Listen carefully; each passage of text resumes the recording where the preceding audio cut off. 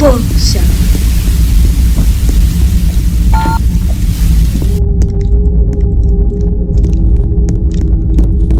I wonder when the prophet solved. Don't.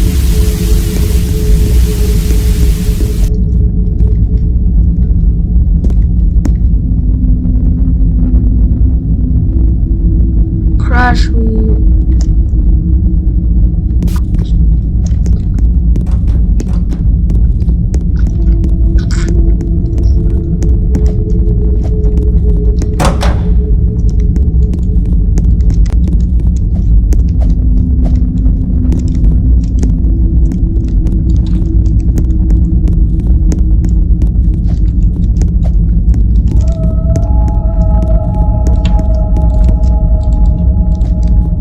Among Us.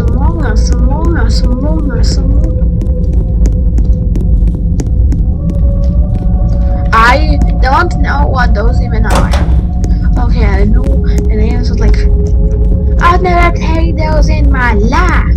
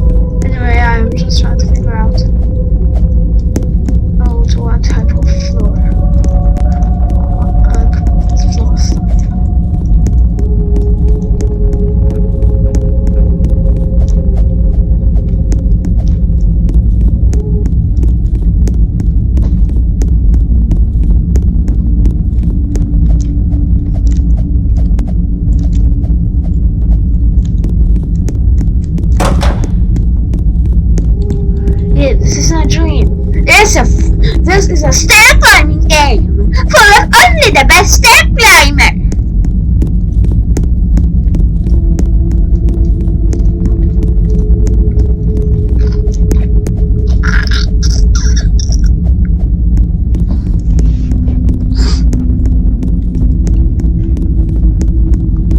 I hate these people who just spam.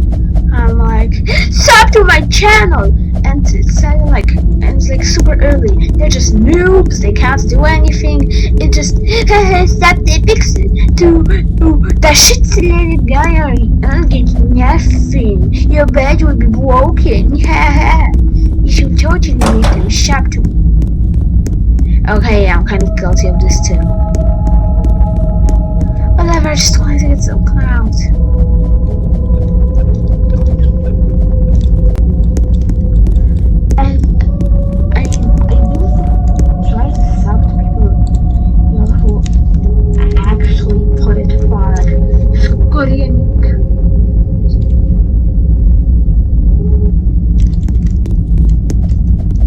Yes, Corionics put a note telling you to sub to him at 900. That's enough for me to put. Oh, I thought that this guy was actually mysterious. That would be so funny. The guy with the actual name Mysterious. Anyway, yeah, whatever. Subbing. I've joined quite a few groups and subbed to a few channels just because their ads were put at like far spots. that show that they are still pro.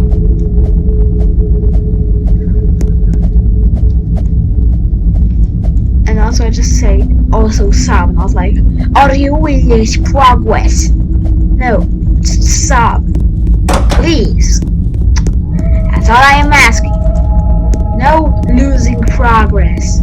Only losing dignity. And that's for me.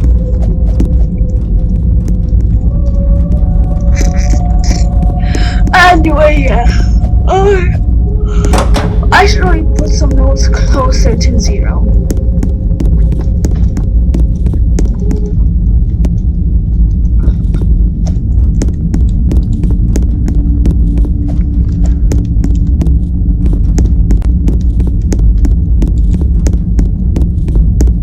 Just because like 0 is sort of the start, and probably my own notes are like 1,000 or something away from the start. There's no like note at 70 or something. It's all just like at, I don't know, 668. I should really put some nightmare warnings where there aren't any.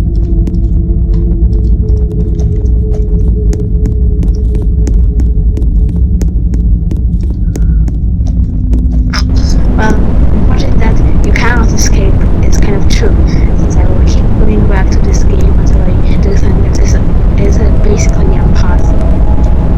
But this guy's trying to be scary.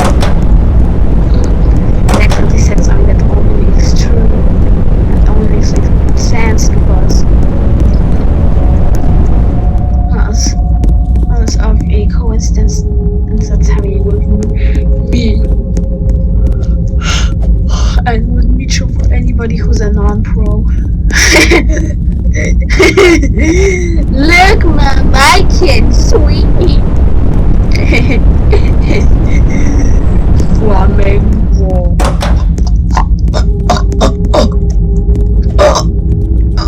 Flamingo.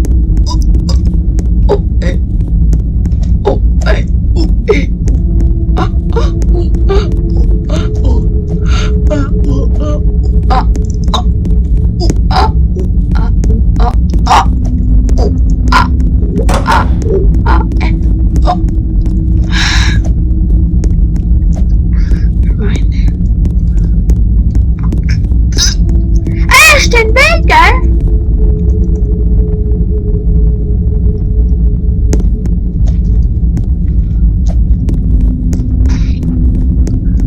Free Harley.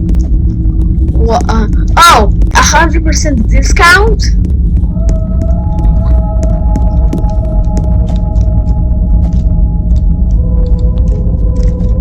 There's 100% discount from Harley. In that case, it's a buy 0 take 1 deal. And I'm taking it. Give me my free Harley now!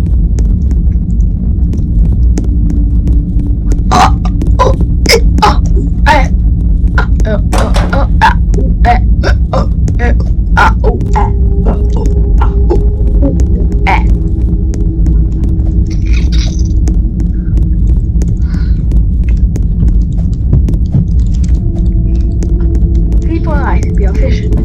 That's something that Mario JJ can't do, considering that he puts garbage doo-doo on the ends of the first floors. Thank goodness you don't have to see them when you use the TP.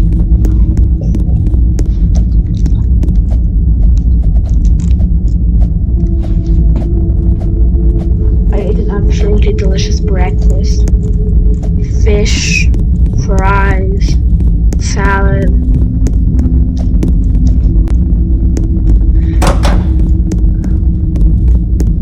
A number 9 large, a number 6, and a number 6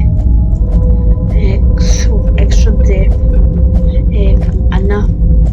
two number 45 ice, one with cheese.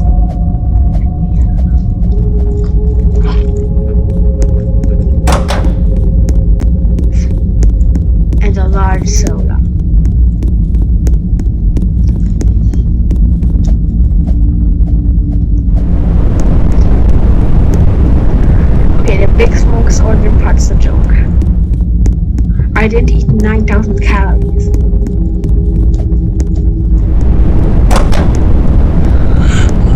Was still probably enough for what? I don't even know I grabbed the basement key when it's literally not useful for me.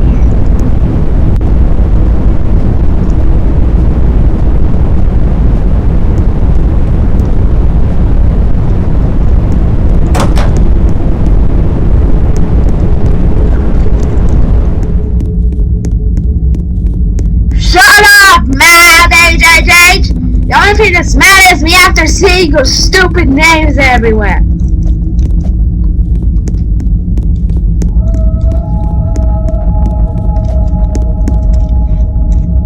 Nah.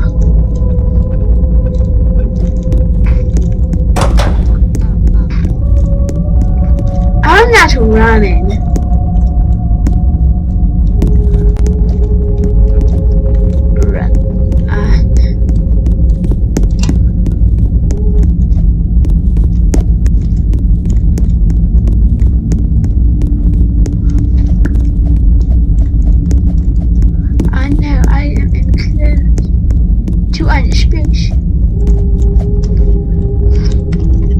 Don't stare at the clocks. Dingus.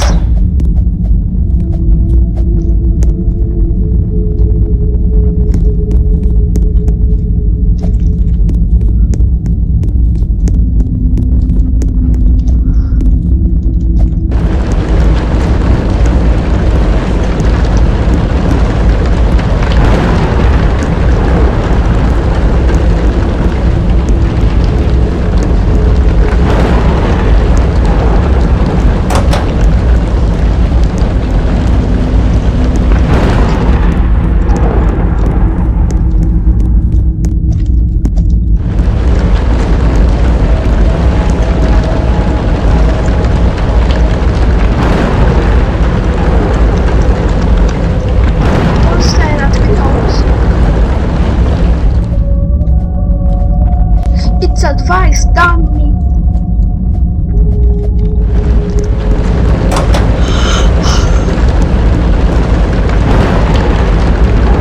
If I were a bad devil man, I would be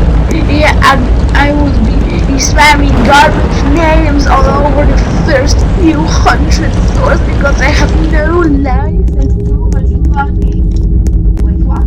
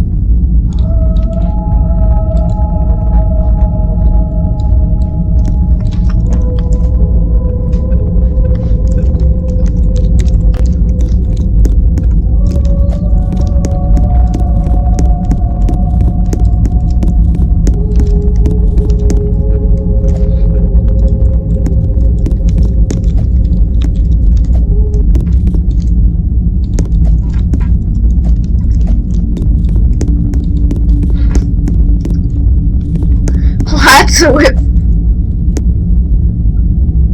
Come on, telling me where's Tangazy that? Like, no going further? Yeah, sure, bud. Maybe you should touch some grass.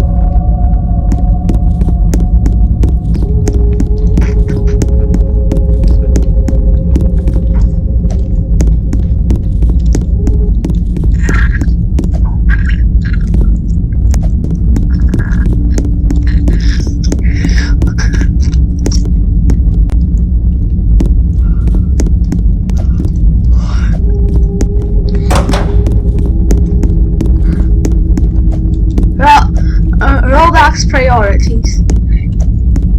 Ban online daters? Nothing.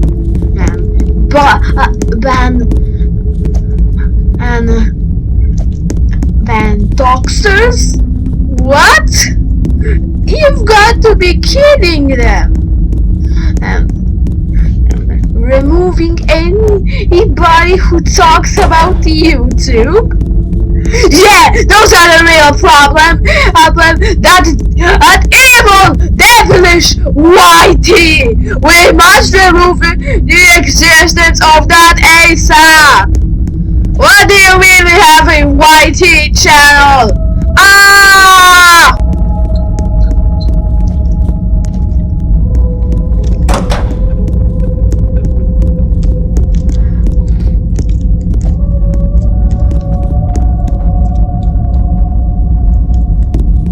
Victini is actually kind of a bad Pokemon.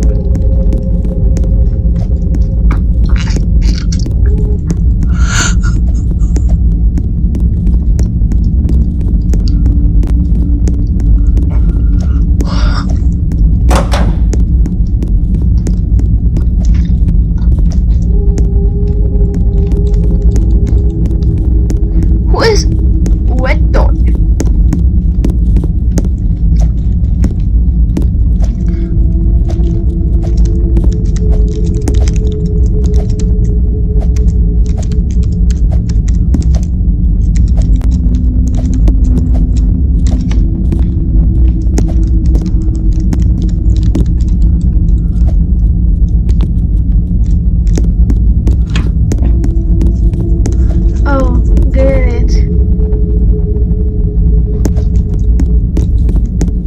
Just typing in random items. What is that? Actually, I don't know if that's a good thing to say. So I went.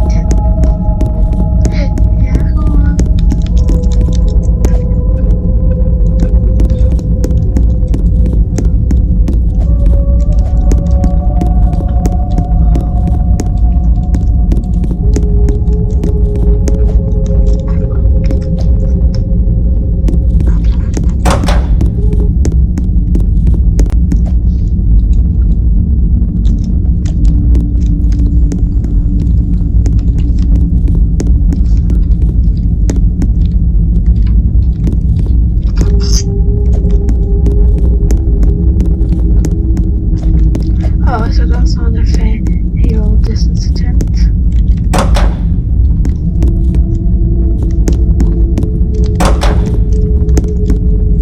These are empty rooms.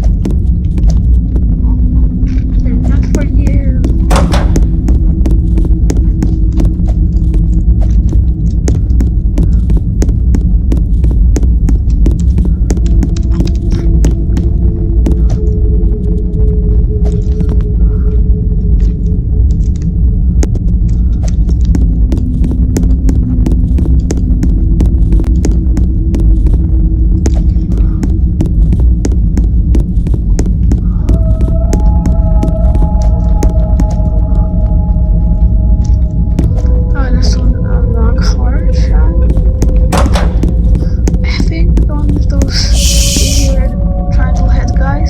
Be quiet. Illuminati.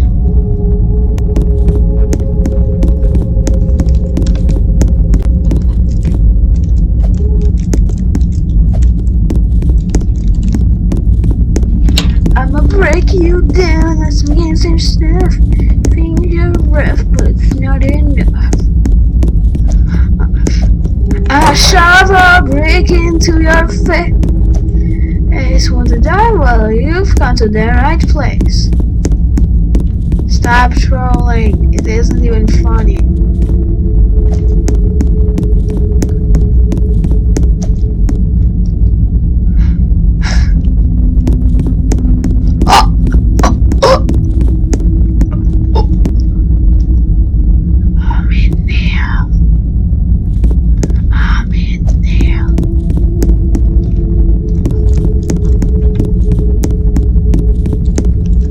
That's true.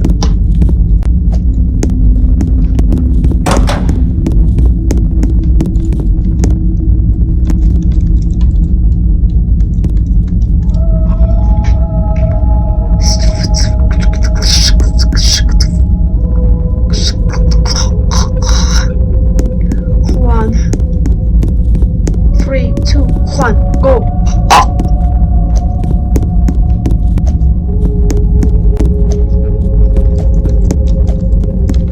Dude went insane after losing that goal. Part of the LGTV community.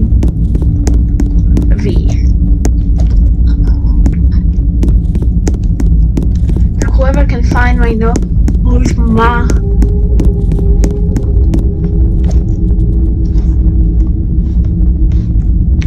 It's enormous.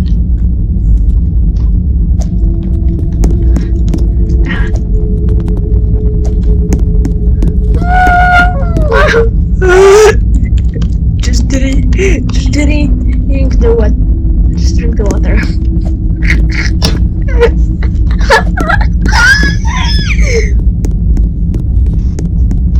I'm thirsty.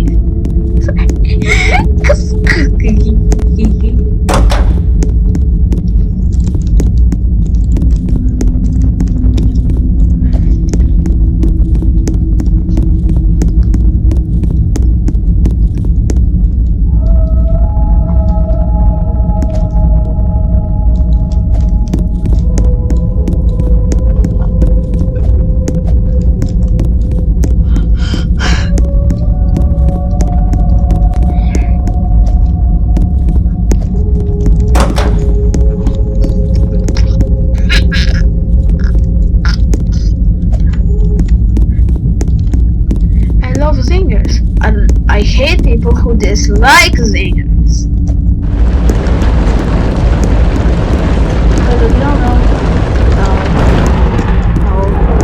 that candy is the best.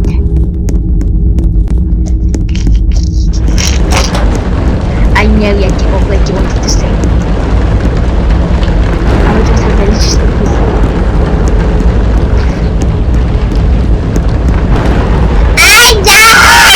Back off me, you!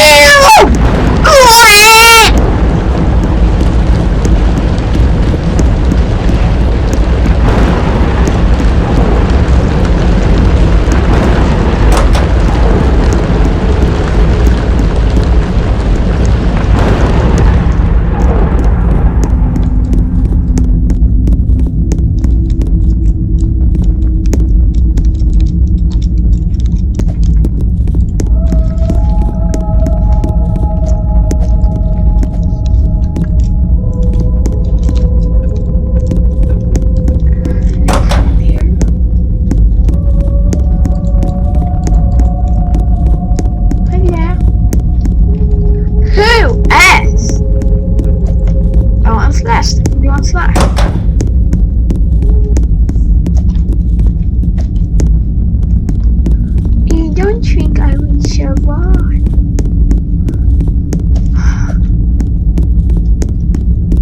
Temperature zone.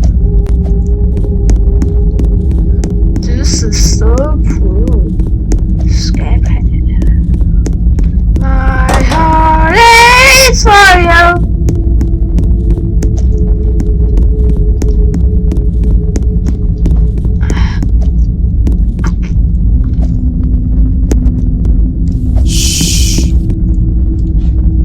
Be quiet.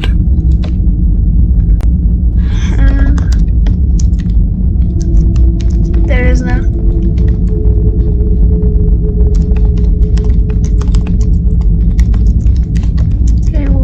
Because the game would be boring. Just one unending.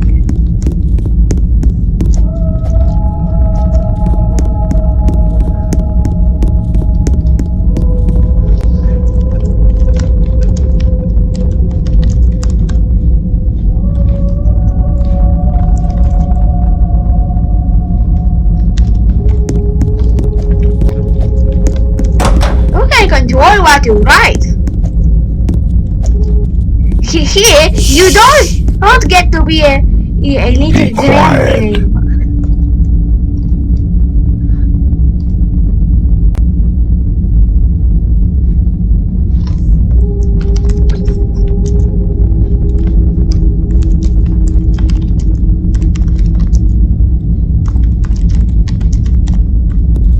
There is no end until you make one.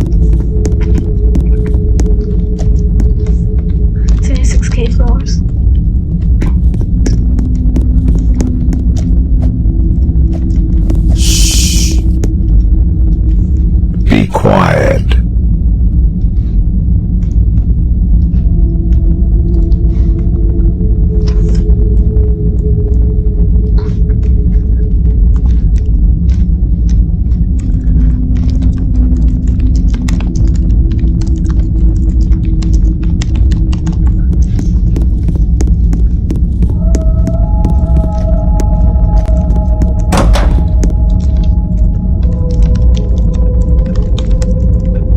I don't. Yeah.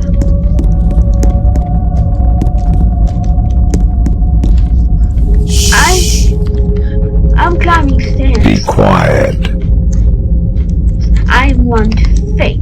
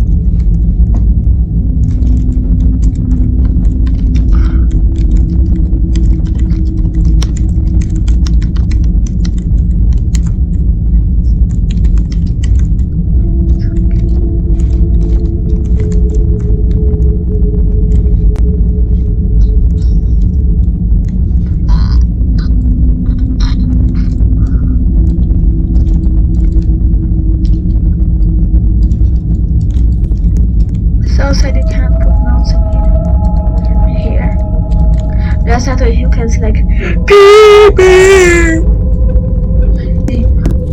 In this maze or taco bean burrito or burrito or Optimus green those giant books, whatever.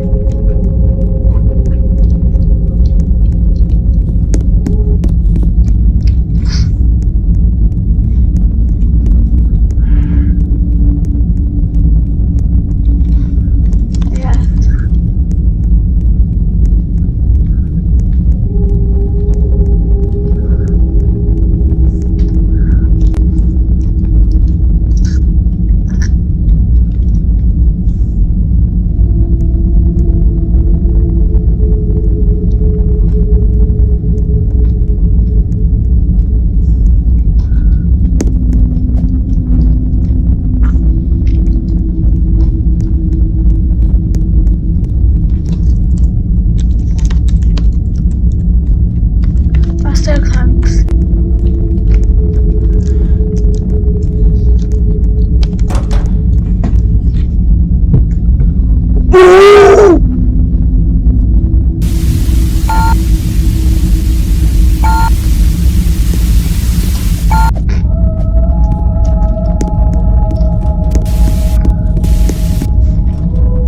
Yup.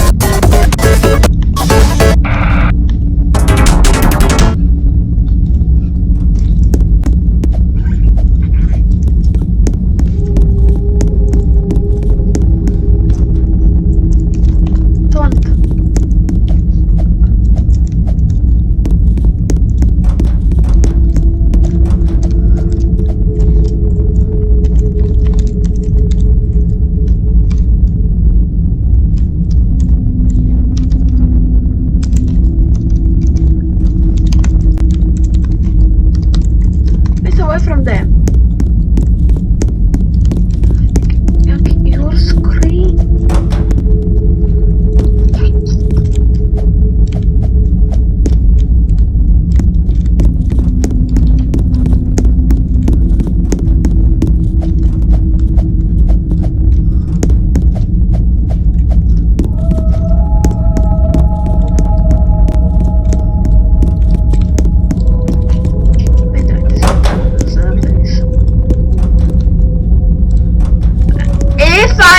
And there is singing run.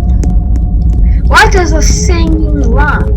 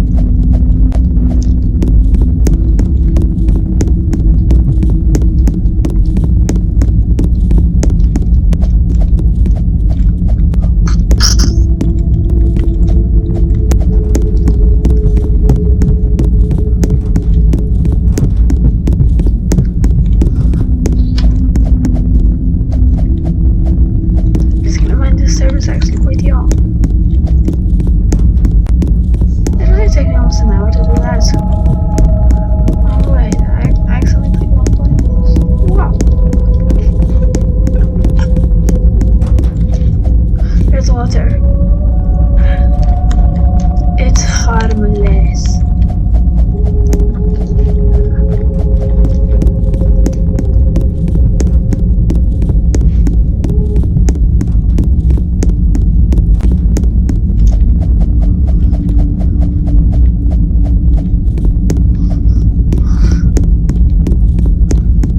I think noobs are funny. Honestly, I can't believe I was so much smarter than the average noob. Like, I didn't know. I still didn't know like where what the lantern, like, why I couldn't get the lantern because I was spamming here without the badges.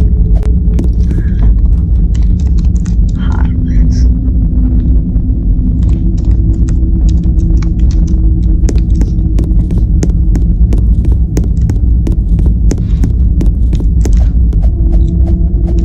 I didn't know where any of the keys were, but like.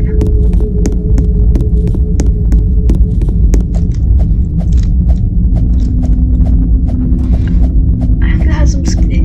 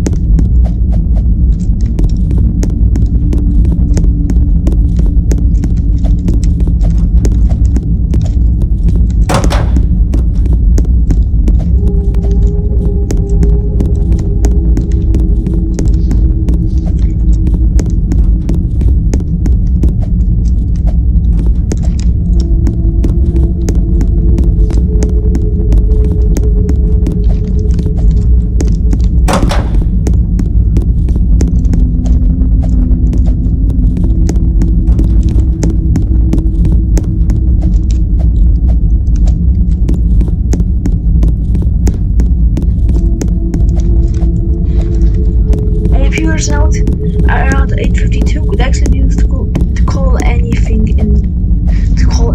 down.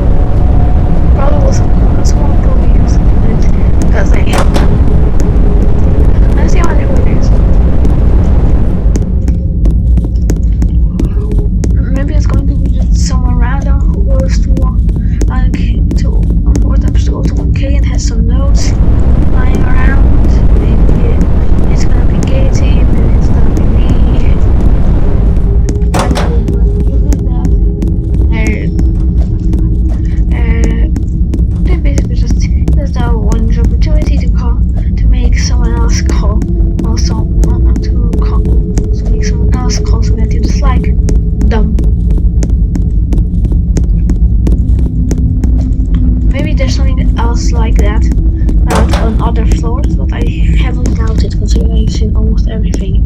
But if there is, I could also use that.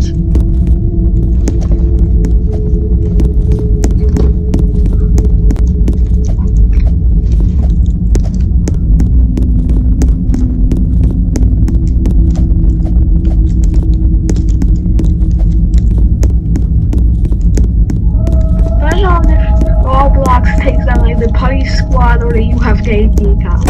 It's only a bunch of big photos just become blank.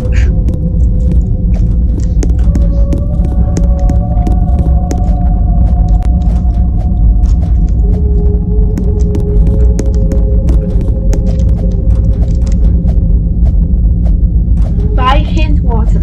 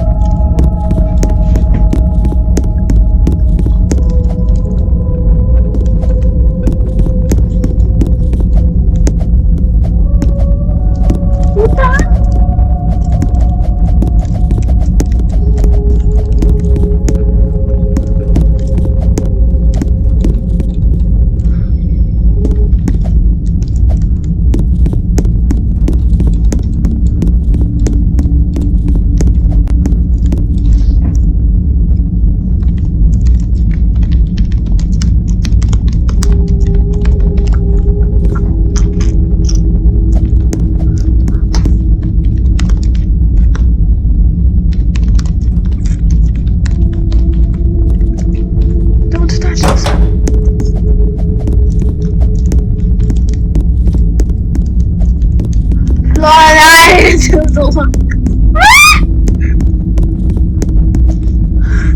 Damn!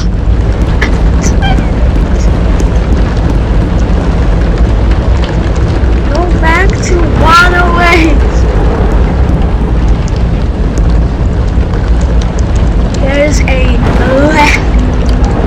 There's a lectern there.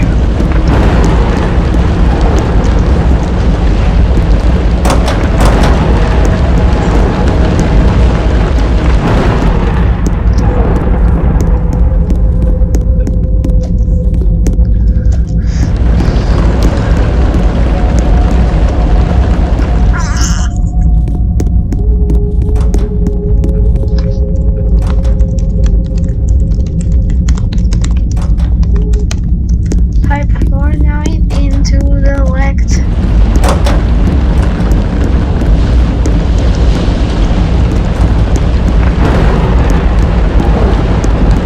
This guy is doing this.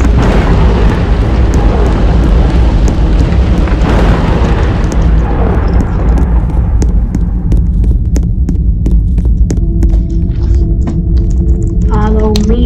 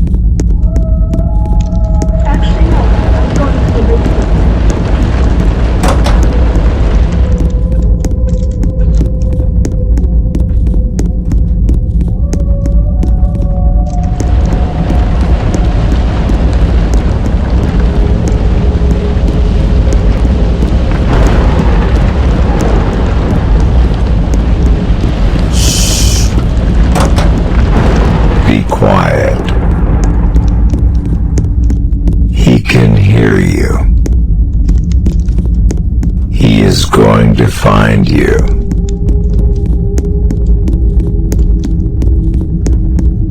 Oh, Omega Mark, you have no idea what's in store for you. Maybe I'm curious on if the tentacle monster can when you touch. If they don't, I will just use a spider.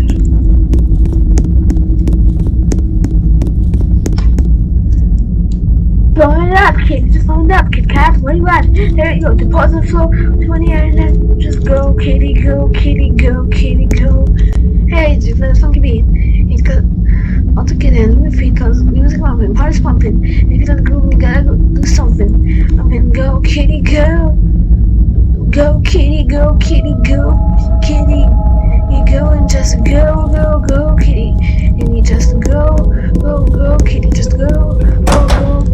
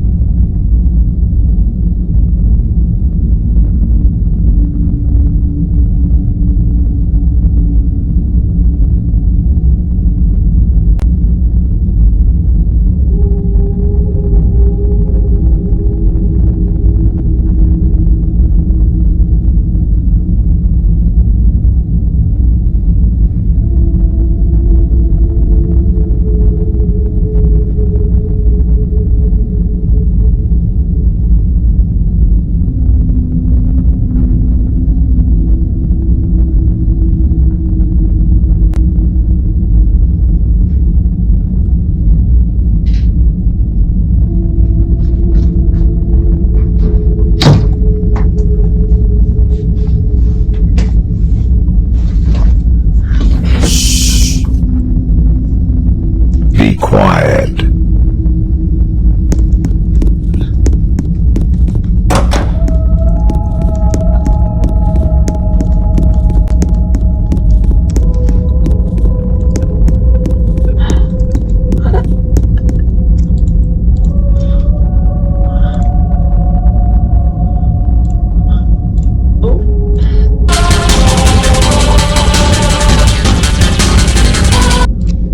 Let's fight.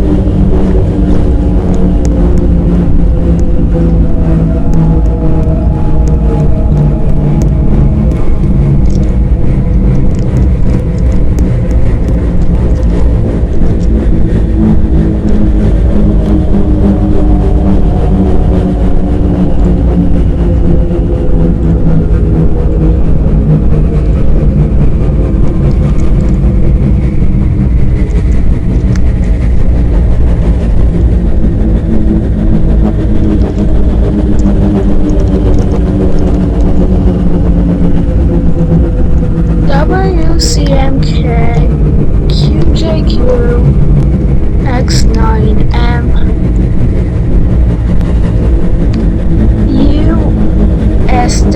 $76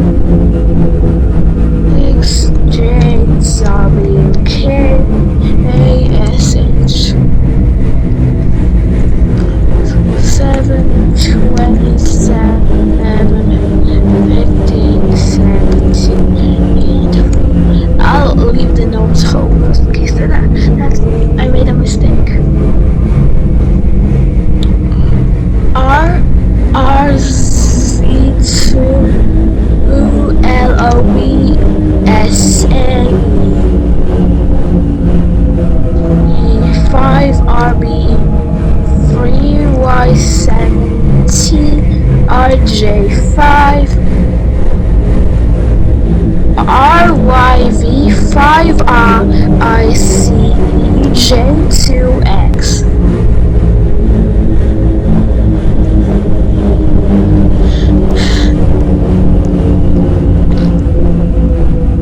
If the generation breaks, I'll just do people instead.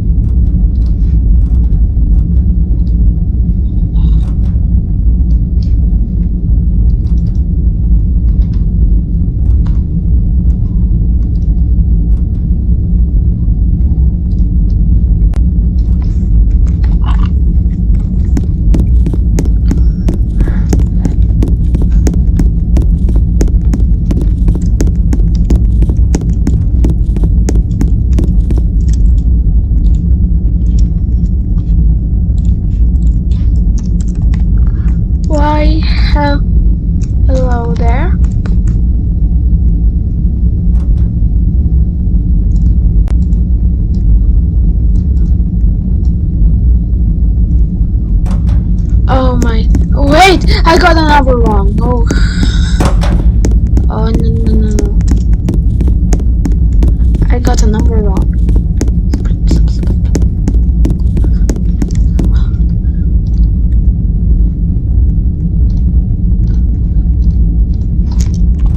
Oh, weird.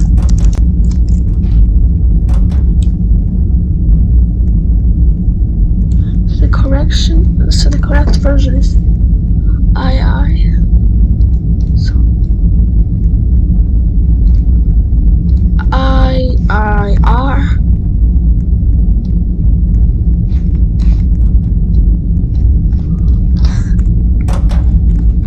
There is no way I will never make a mistake while doing this.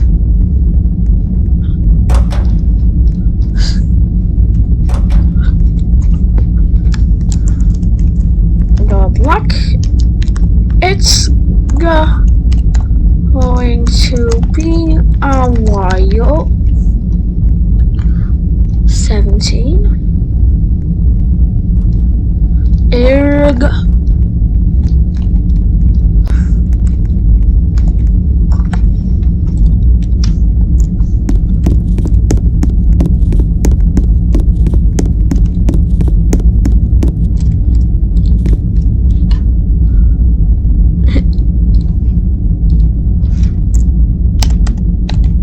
Germany.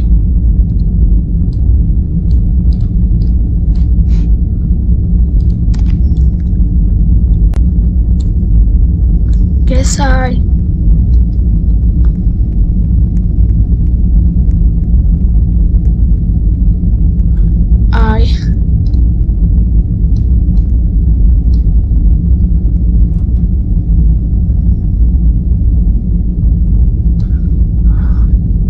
yes.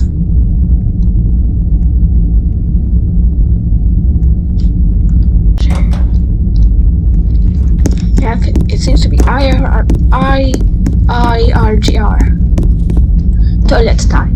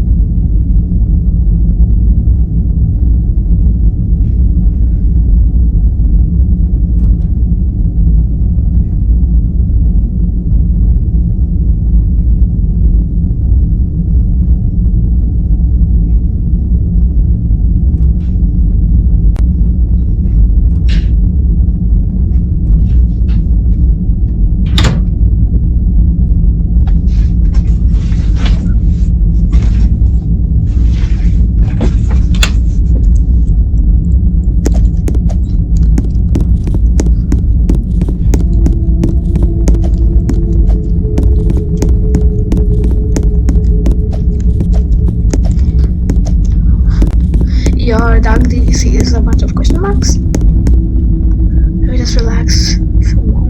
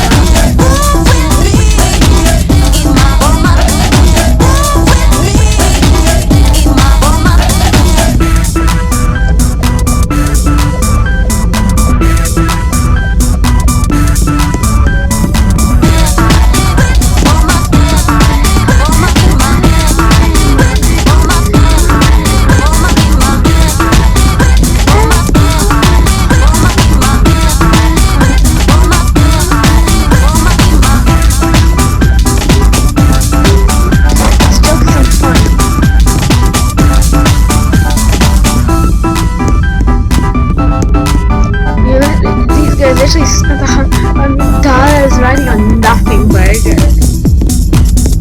I mean, 100 bulk.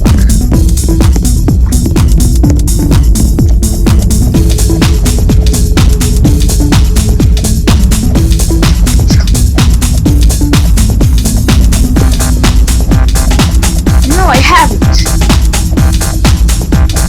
Round loop.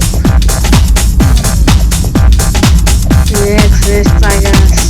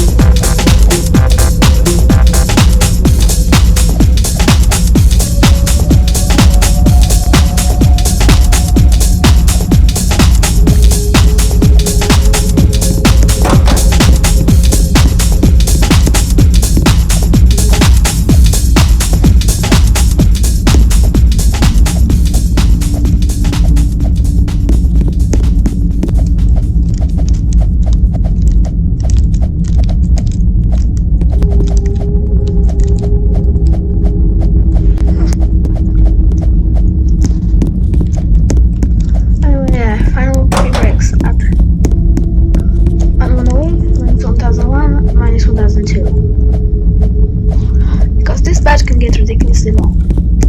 I'll also take a bunch more screenshots because I remember that I lacked a lot of screenshots for Fate Force.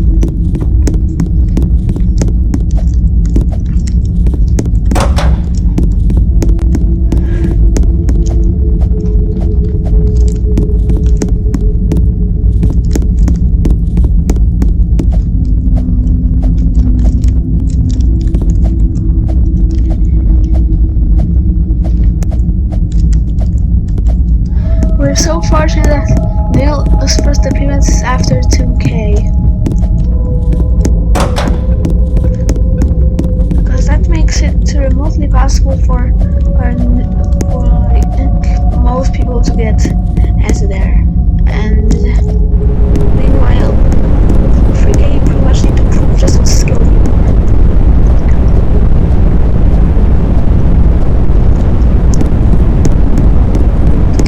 I certainly want to always take out some garbage. The flop.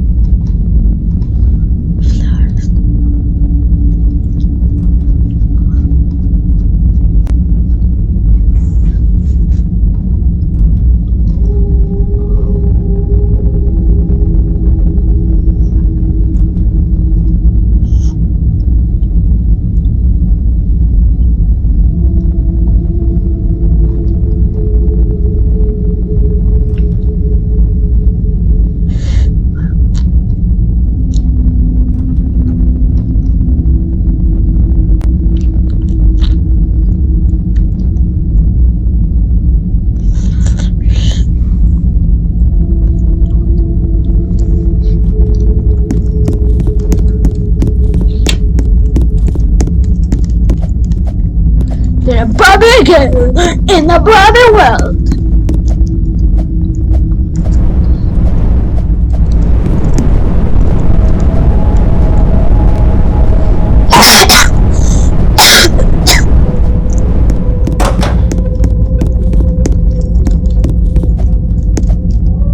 What is this on?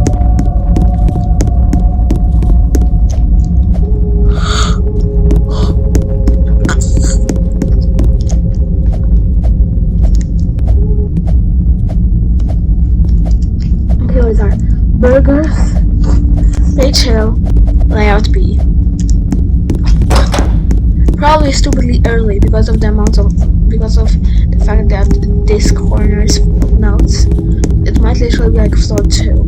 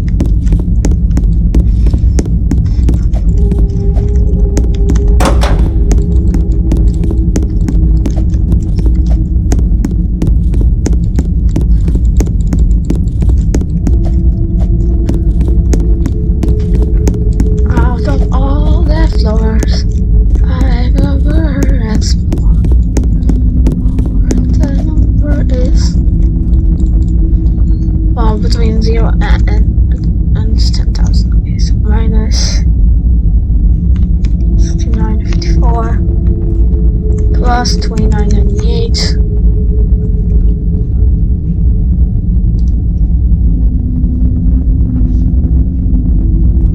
What?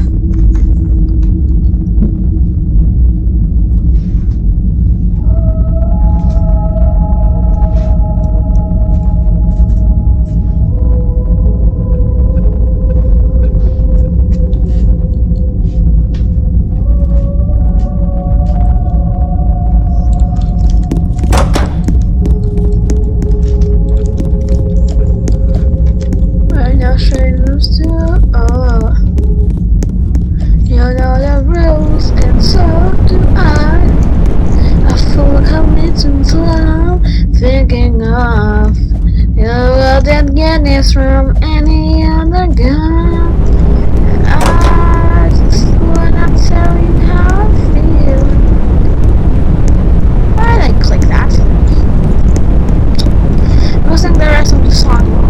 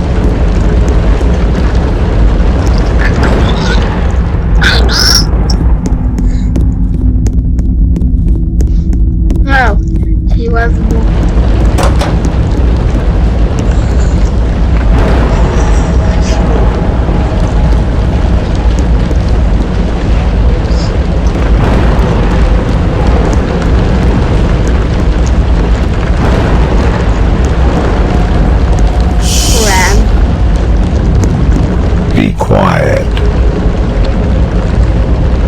He can hear you.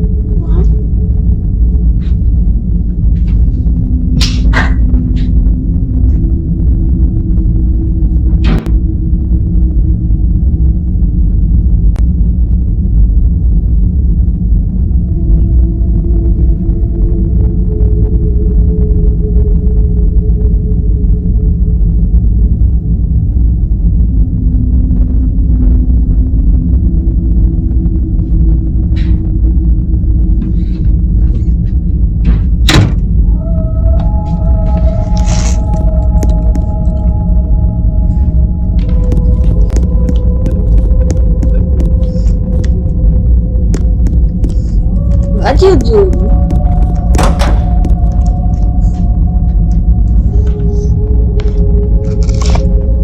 Good luck. Okay. One final second.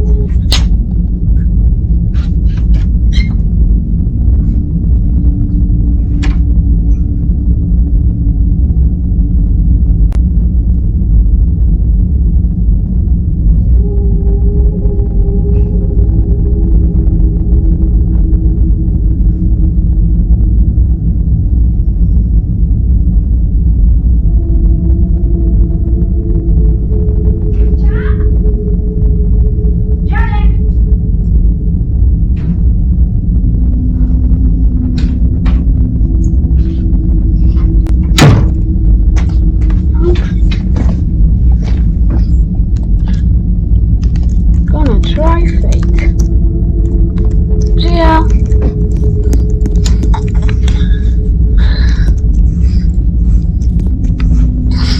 I'm gonna remove all of the water from my hands.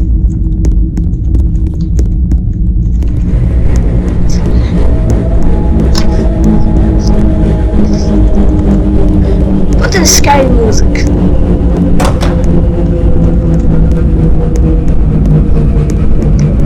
Har har har har har har har har har har. Oh, great. White one.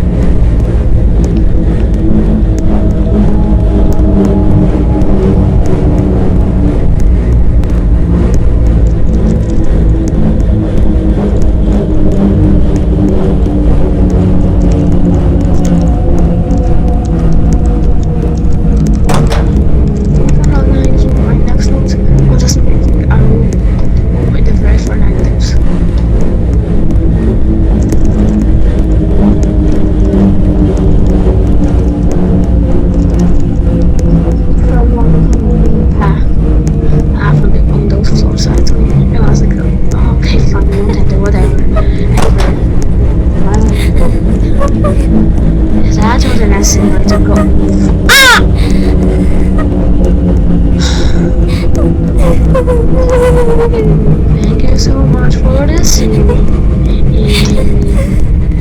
I can't do that.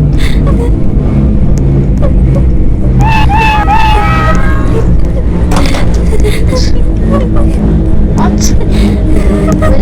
Why didn't I take damage?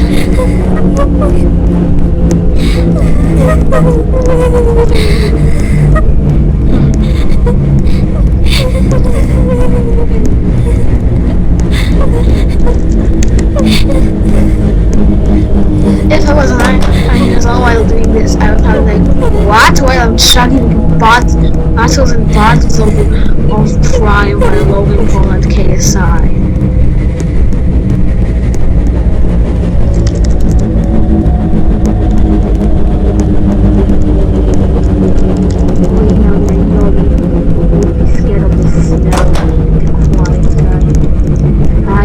Tried to say wait and I was trying to say floor 9 into the lectern.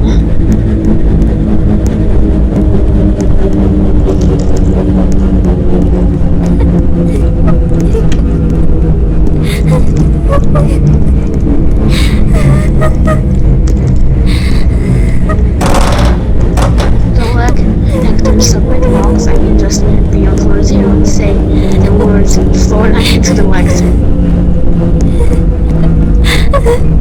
Why it don't work? This game scary. Cut scary. How are people at 10k?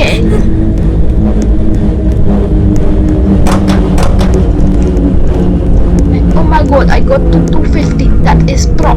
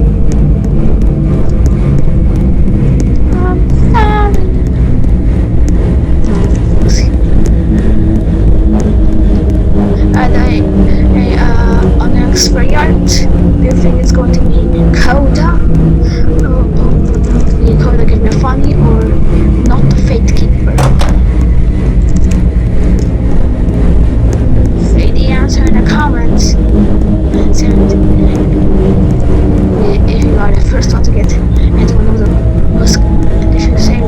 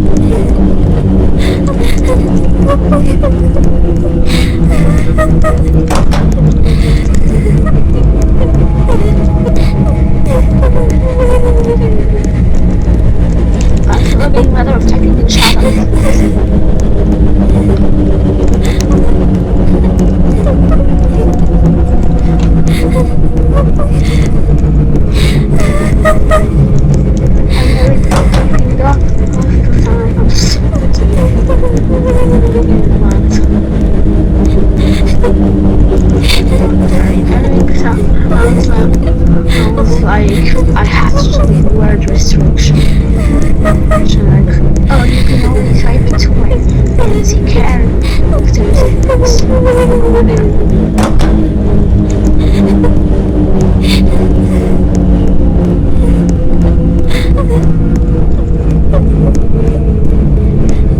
Aren't you smart? Today I personally bet is going to be cool to give me a fun.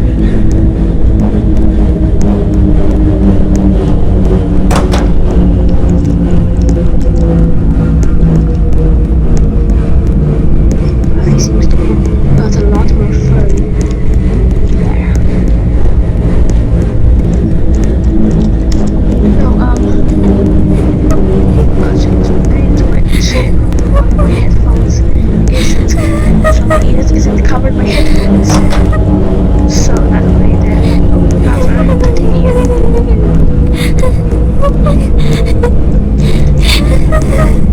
That's how I now it's right. I mean, I can still talk to a camera pretty well. But then light will affect cats? I don't think so.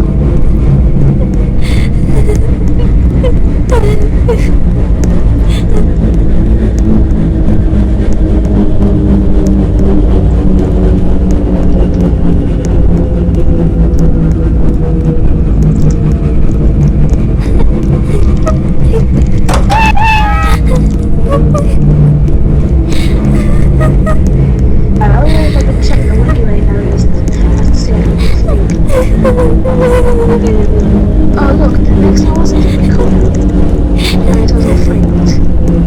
Whatever. Okay, so next, that isn't a furry note, that's maybe one of the two. Will also be the heart. There's no way to protect it. I bet I'm correct. If I get all of my options. It's correct. I will myself up.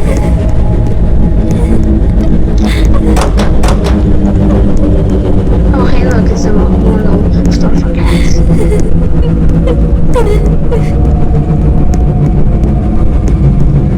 I'm so small.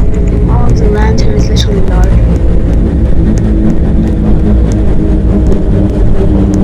Hey, Mr. I think you're supposed to be looking at me.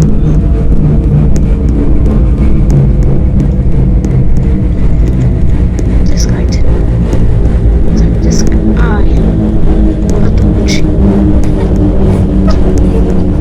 Some I just don't understand that they're supposed to look at me first. That's why.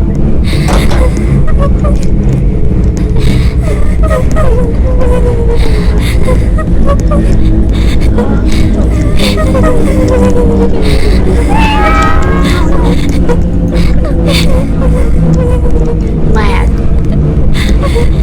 I love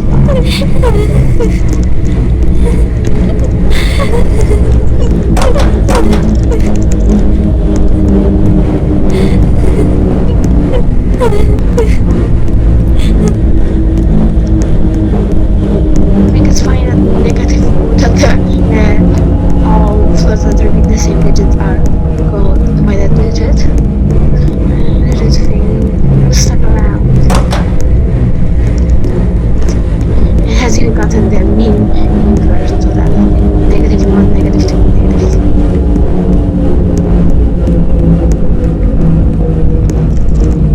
If I ever get to 1 to 11,111, I'll call it 11. Although that would be 4,000 floors of time.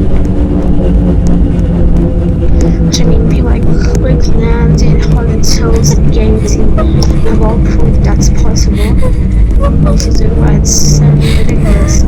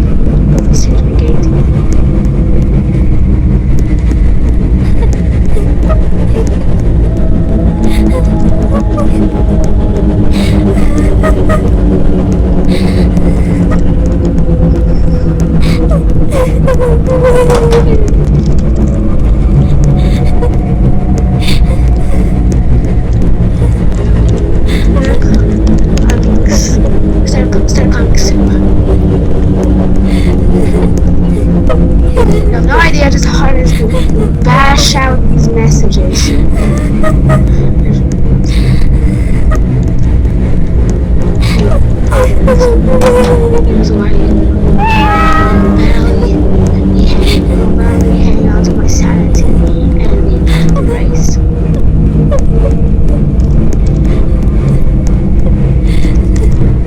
I won't pretend that this has lore. Like maybe some dumb stuff that the creator put in waking up. Or Nightmare on Movie and Pseudo Slave Walk.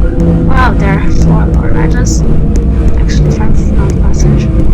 Yes. Do I think that they are interesting? No.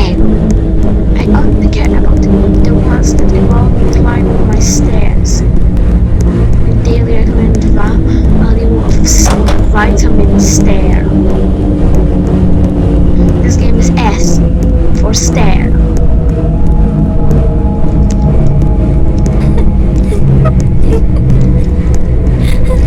This game is so ST. If I S stare. Oh look, no, that's right, it is indeed code again, you're funny. Remove the next one for me now to buy remove them. Nice key.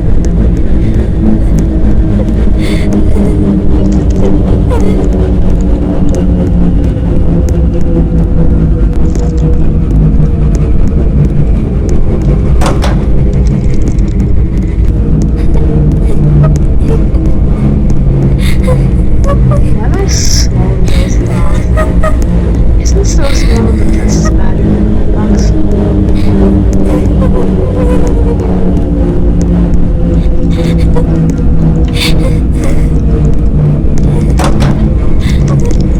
don't know what the whole breaks me.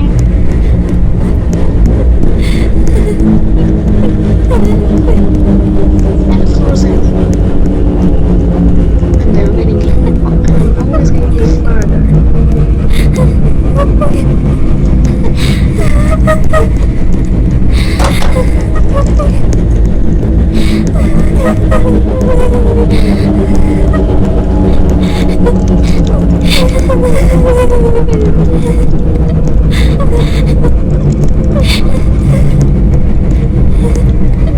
Alright, how did it go?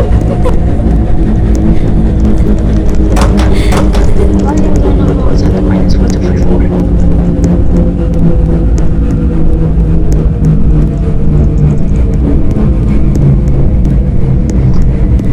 Oh, hi, pizza box. Oopsie, accidentally knocked on the other headphones into my head. Whatever.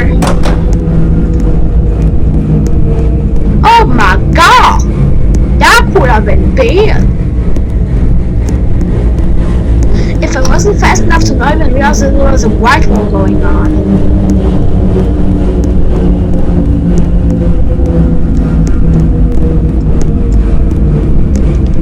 How are their eyes stuck in the ceiling?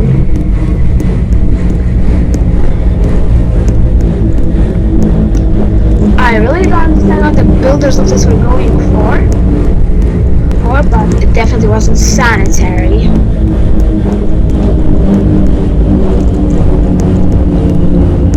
Considering how their eyes on like most of the surfaces is in the solid chunk of the house.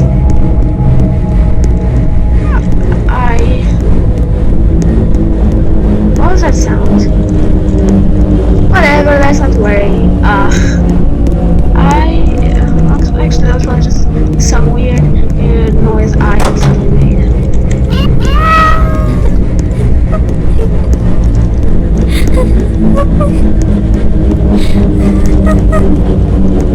There are very plans to your health bar.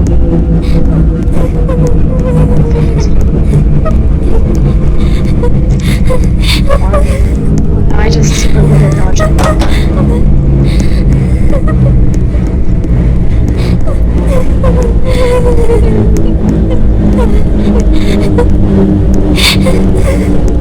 Oh, cool. Some of the most unsanitary things out there. I'm gonna say I have some flaming hot boots. So that way I can just burn off any bacteria that are from these human eyes that are somehow conscious enough to think.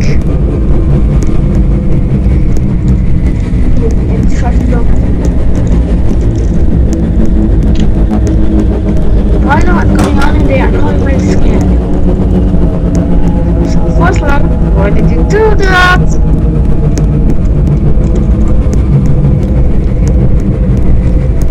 Answer.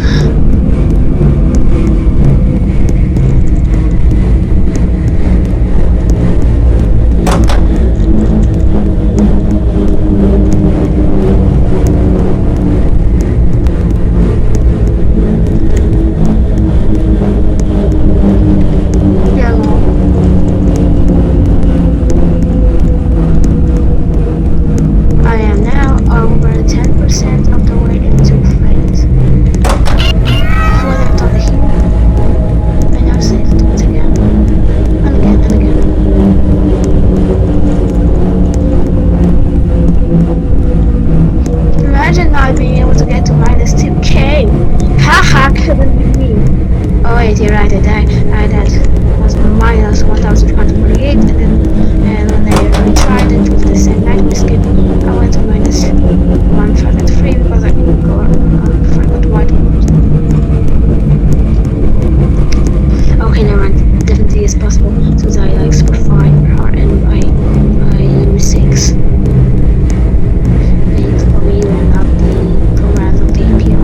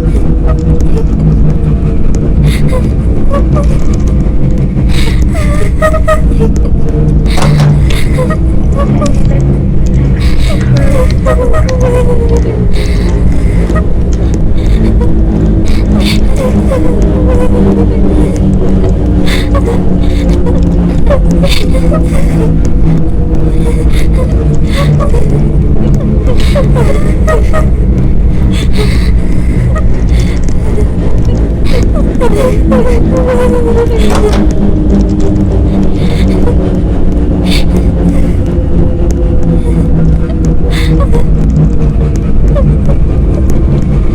someone failed here.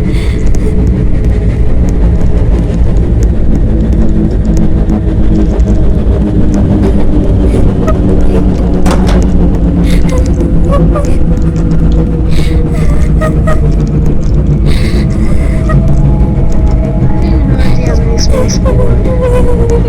Oh, that's what the guy was trying to say.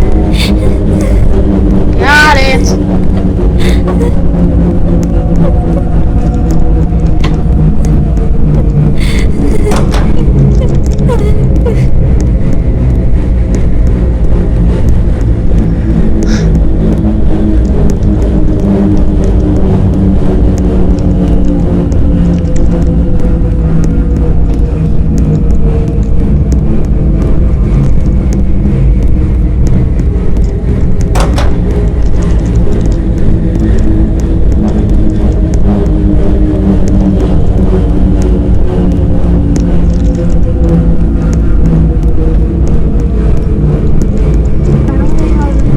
Like, come on, Fate can't be that hard.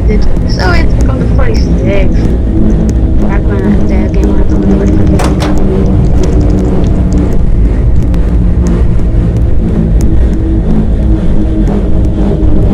Oh, there's a lot of tall grass.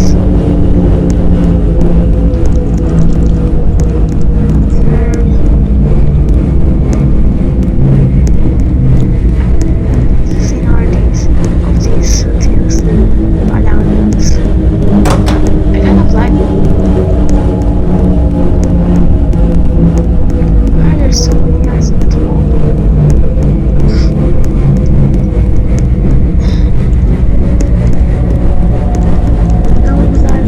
Dumbest I've ever seen.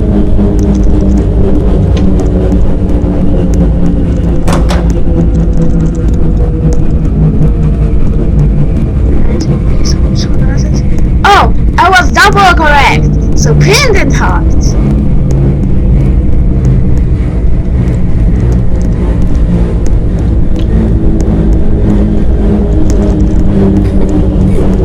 What does your gun use the fifth ones?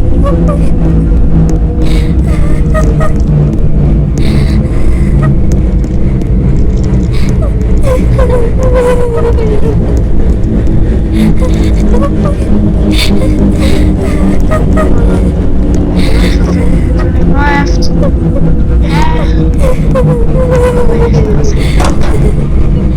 Let's turn off my number.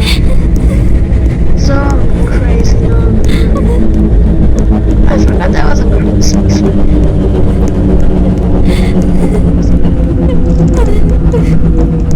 We should one day scope out the things on this. Alright, kids get to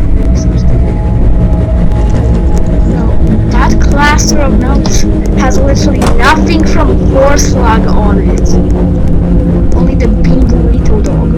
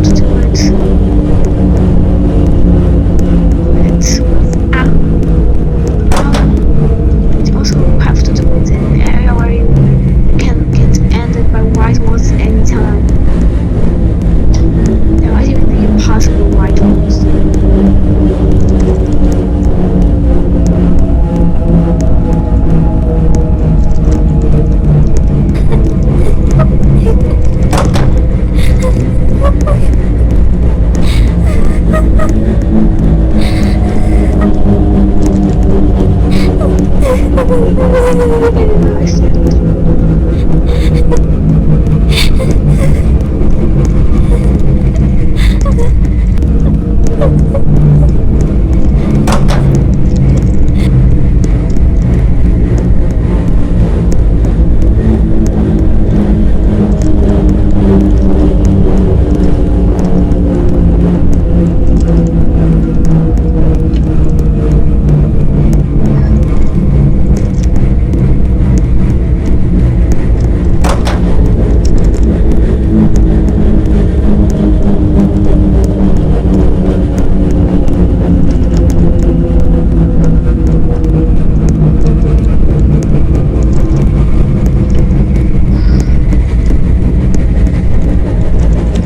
I'm so excited about Benny to play. I get on the screen very, very bad. So, yeah, I was getting up a lot of it to when I get to the break.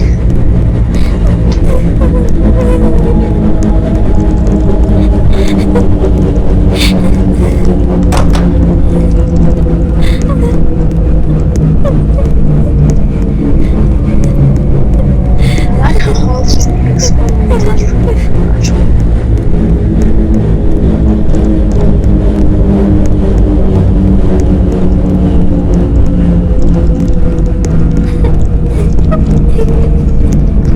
The reason the lantern is here because all the black cats become practically impossible to see without it. It's like the process is so quick.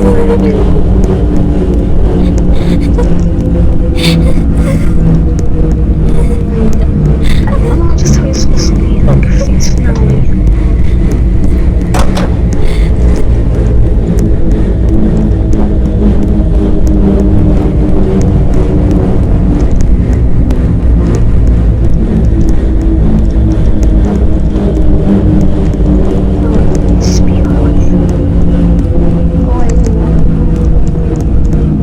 Notes that I can actually read and talk to. No, there is just, and the stairs. So slow.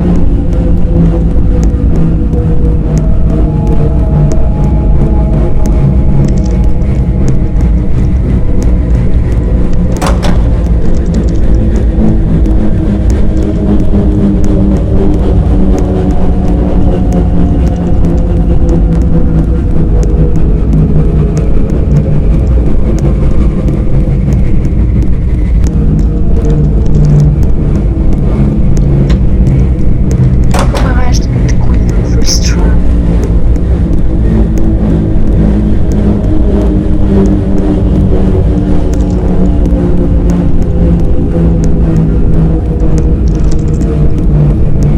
Then I'll just wear the fake UGC.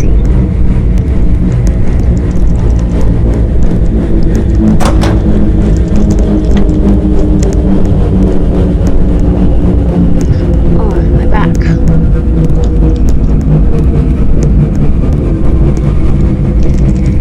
Thanks to anybody who asks, like, oh yeah, I just did one of the hardest battles in Roblox for the CNTC. Nothing special. Oh my, that would have been such a disastrous choke. I mean, I'd still have started up another run. But still would have been heartbreaking.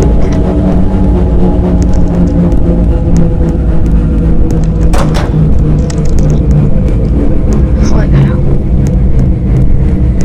It was such a strong pull, like, even half a second later, they would not have survived.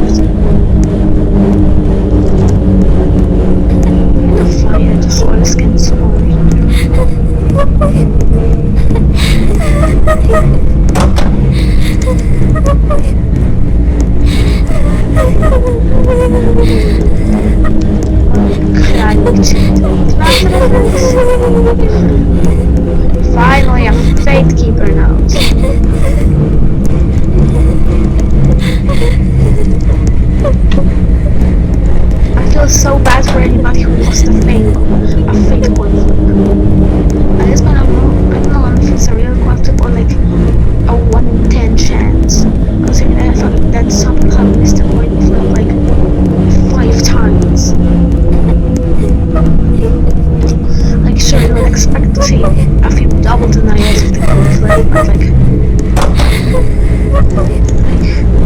82.9 was just 128.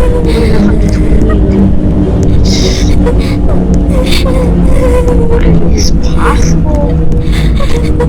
So odds, but it's still like a 66% chance.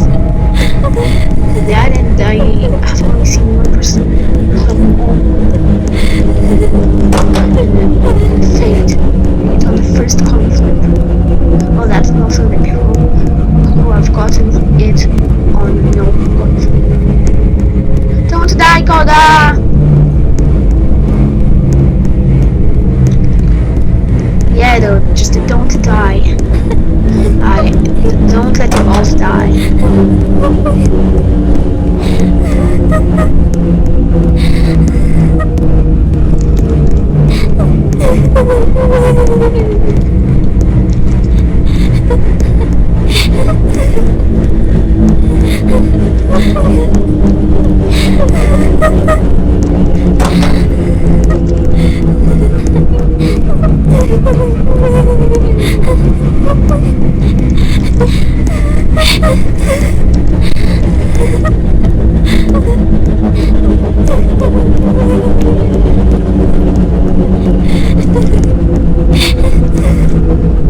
I'd faint.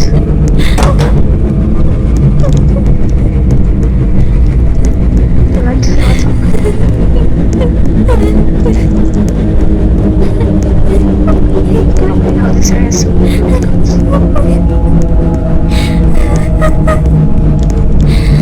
usually out in the middle of nowhere.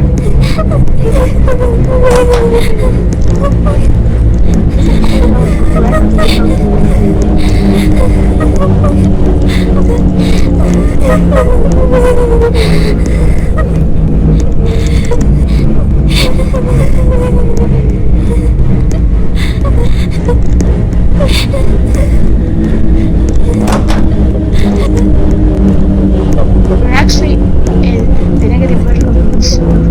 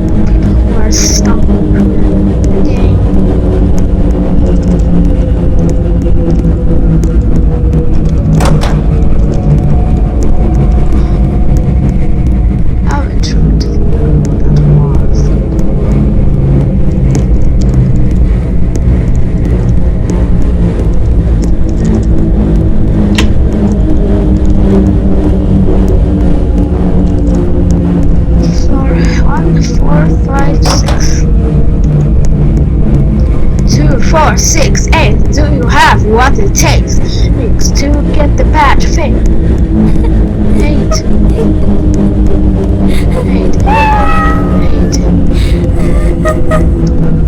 8. That's some grass, mate.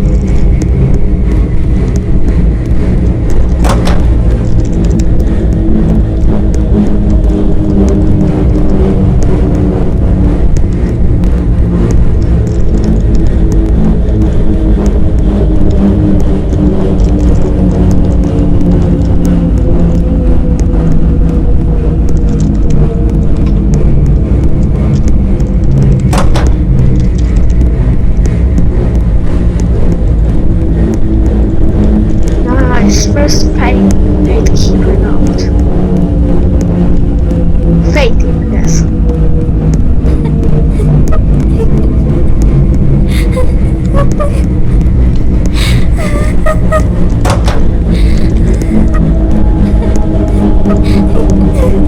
Three, four, six, eight. Do you have what it takes? Get the magical fate. If yes, let's go touch harassment.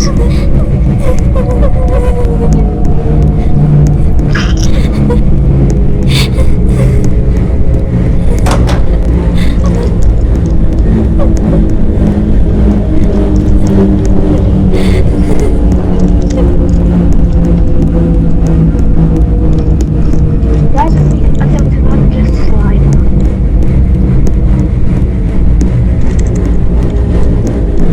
No, I cannot go.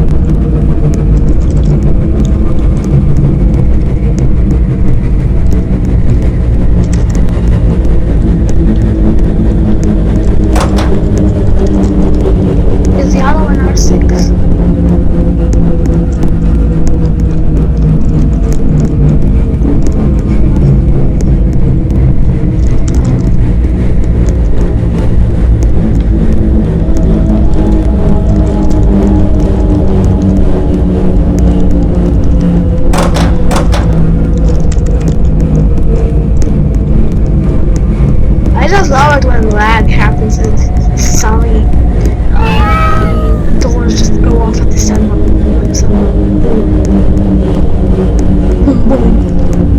We do the party and send me to the room. I'll take you up to heaven. Boom, boom, boom. Take me to the party. Take me to the room. Bean burrito, chili dog. Erotic dog, cat. And priceless.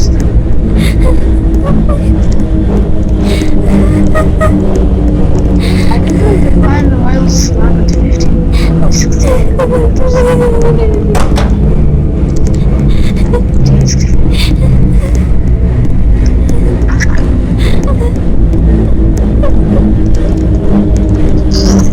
And 56.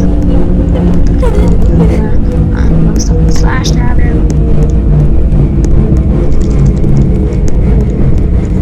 Force like actually trying to beat HP1, or if he just looks like cheating. I kind of want to see Force like the judgment.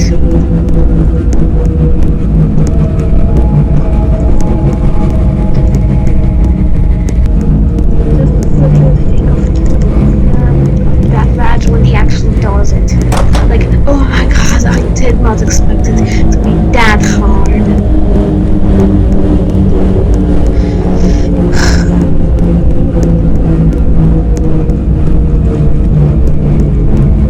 How can people do that? Or if it's 700, like, yeesh! Oh wait, was I kidding? Somewhere on those dark floors. Well, don't we ignore that? That's no cheating stuff in slash TP588. Like, why is that another dark floor now? Oh!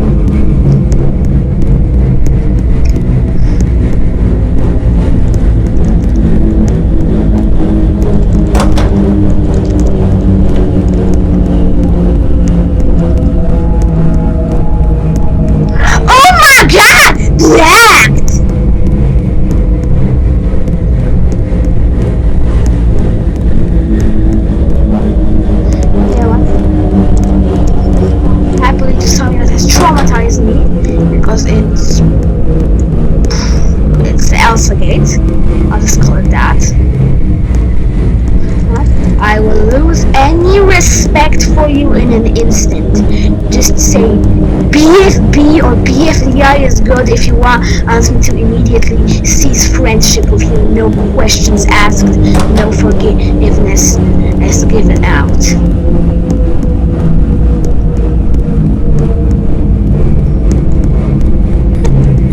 On the other hand, if you trash talk it, it's congratulations. You've just gotten a new friend.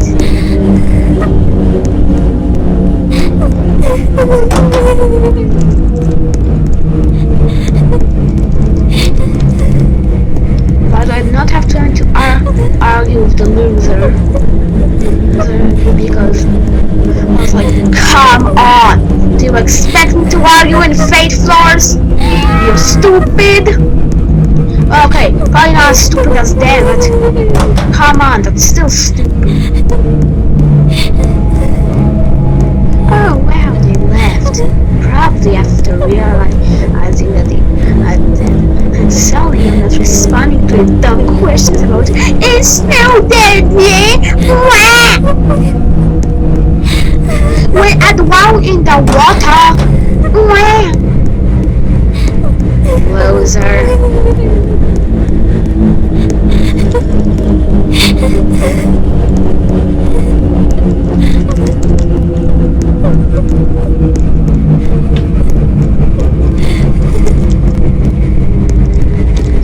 Hate is stress.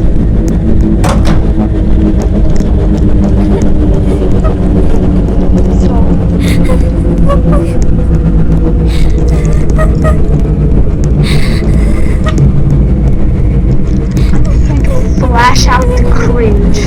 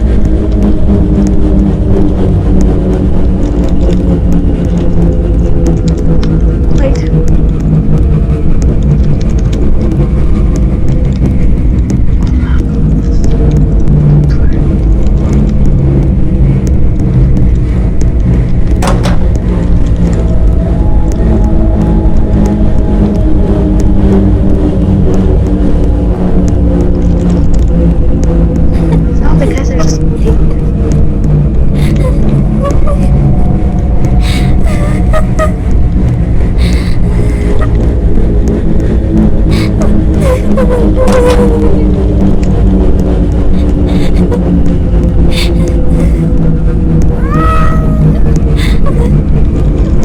this is secret.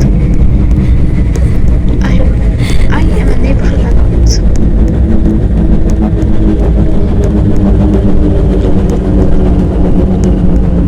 This is horrible. Please give up now. You're not my mom. You can't do that.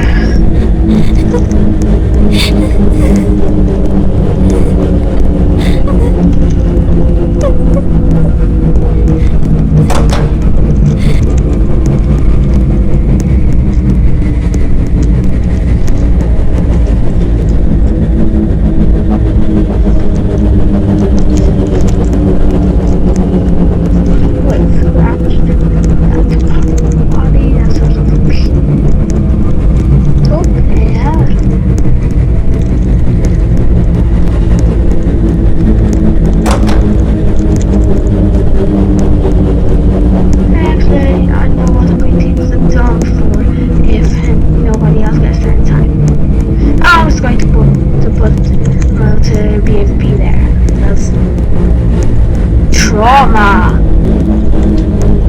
And I get to call my trauma stupid. It is totally a win for having years of my life I ruined by literally not being safe in my own faults. Yeah, totally a win. I said it's no sarcasm.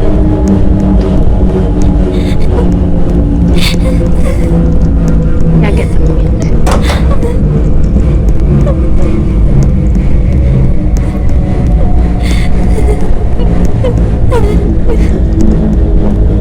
And yeah, we have to annoy the trash folks. I will not be the last time you return a message to you.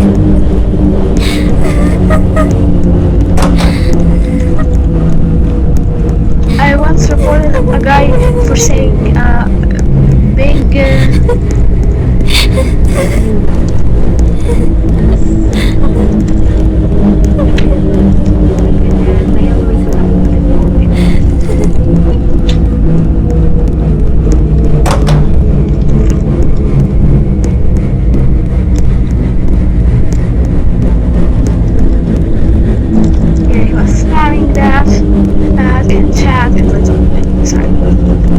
experiment. He designed a lab experiment. And boom. Boom. I reported him that he randomly disappeared. I think I got him out for it. I mean, basically the same happened to me once. I raged at a game over Roblox Uno, aka Logo. I said, you bleep hole. And people got mad and I was banned for a day.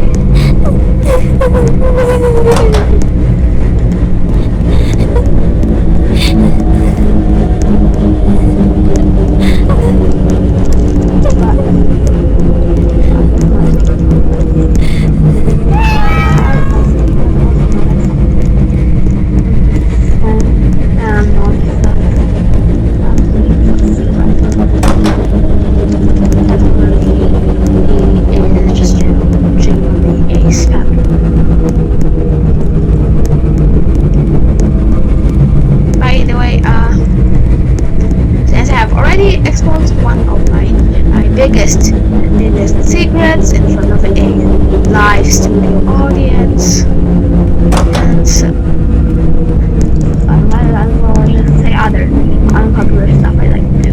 Just trolling at cafe games. My favorite one is just I'm losing at Koha, which apparently wants to be a part of the Innovation Awards. Yeah, sure, Bob. Maybe let's make ADYHB a part of the Innovation Awards. Yeah, there's no way that Koha was becoming a part of the Innovation Awards. But sure as but honestly it's very, very fun to be annoying there. Probably not for the people who are getting stupid awards like why am I being warned for eating say? And what? I am being warned for not ordering frog! This is admin abuse! I want a refund! But for me, this is the funniest thing ever. USA! USA! I hear people living in the basement cave. I'm back!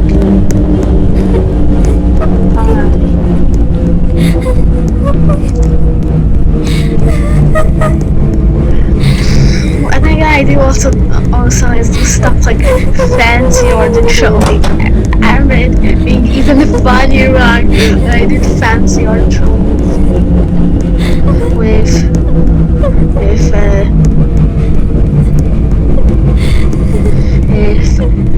stuff that was on the radio and pretend I was on the radio. Most of you are probably getting disgusted right now, and meanwhile I'm just laughing in fate. So that's also illegal. Just like being anything but obedient in the aesthetic community, and not speaking words that have been in the source straight from the source.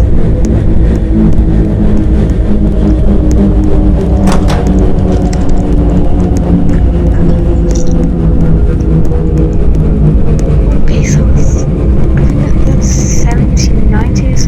Very important for the French Revolution.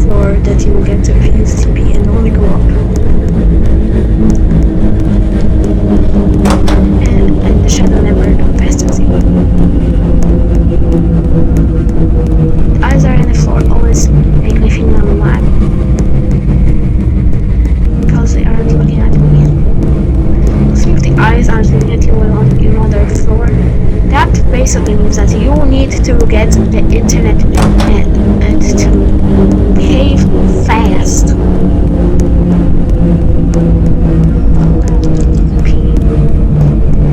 Who could have fuck?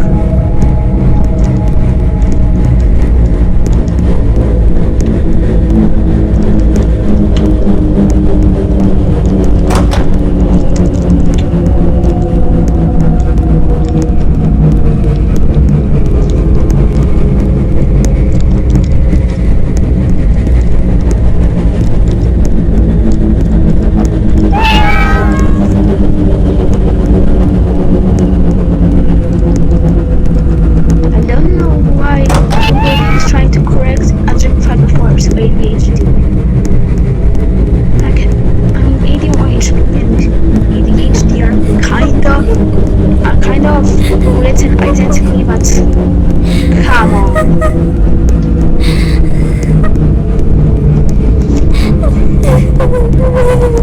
Okay, one of my getting fuzzy, so I'll place it down on the ground and my other leg into the fine position. Oh, I'm manually doing right now. That was not the twist I needed. That was the twist I wanted. I wish I could breathe normally. Oh, cool! It's a furry non-binary. By the way, I think that furries can actually be good people. I mean, they can be owned by daters, but you can be too. And actually, I can't because I'm too young. But if you're over 18, you can be an absolute monster and traumatize children. Guess who else did that? Haha. People make fun of them.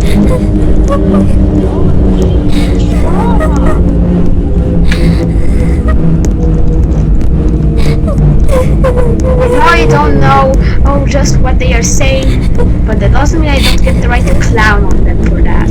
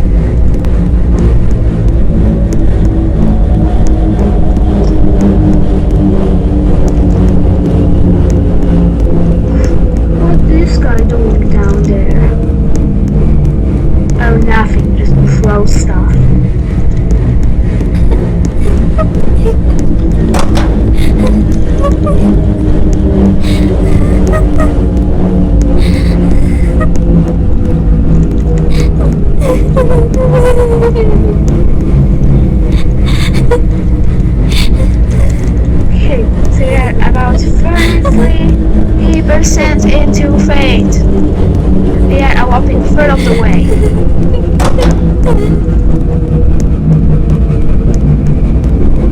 And every 36 floors will get 1% further. Hold on, let me do some mathematics. 33 times 30 is 990. 3 times 30 is 90. Okay, so 1080. And we'll subtract. Okay, so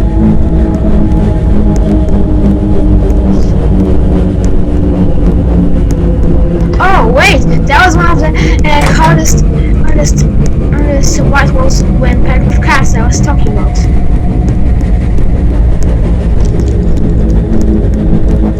Kind of funny how I've seen them finally. And it's just gonna become then there's just gonna be one there on every single night. On every single fake floor from here on out. My ears are so tired I literally feel them ringing with my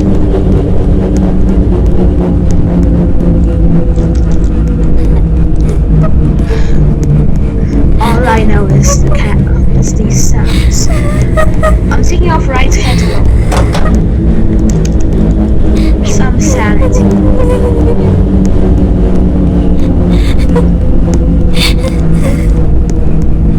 Oh my goodness, oh my goodness, oh my goodness, oh my goodness.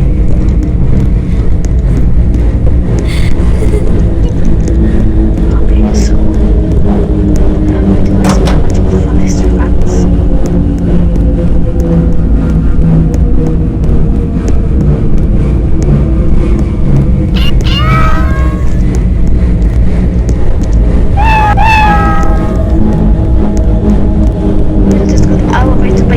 Into this scene.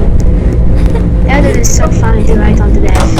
I've said like 1899 been carried by cats into spikes. Kind of like painted by white wall. White wall brushed.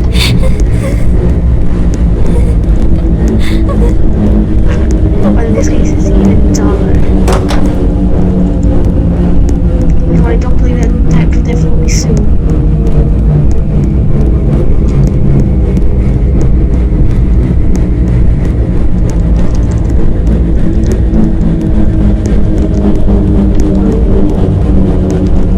Okay, you might get a cat.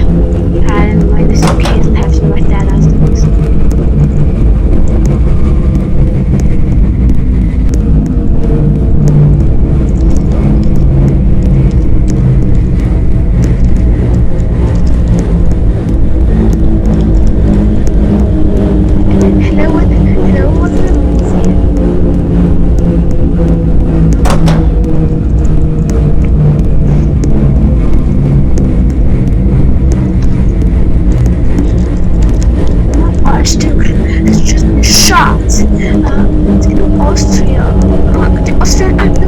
Shot!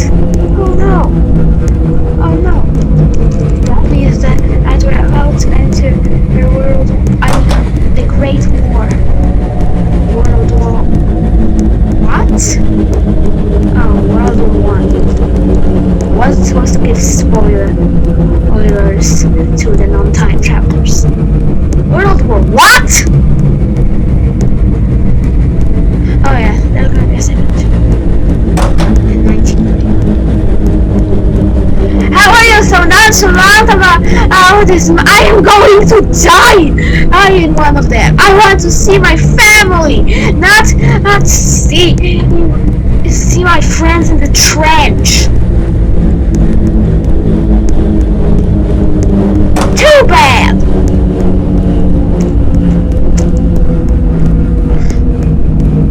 If it's going to be any pleasure, or at least the bad side, I will lose. Anyway, I'm going to shoot you before you can spoil this to anyone else that when my actions don't go out of control.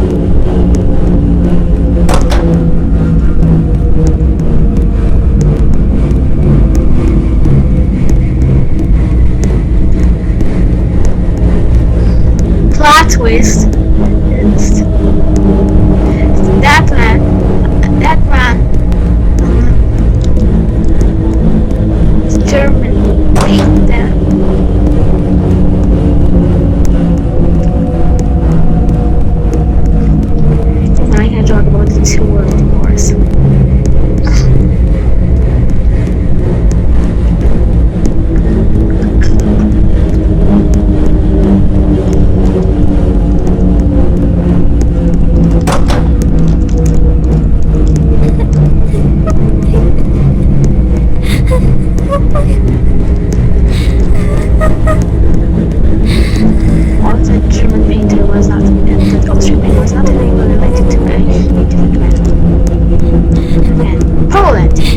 exists.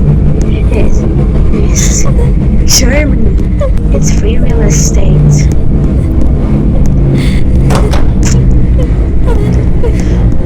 These 4 years, Poland did not exist.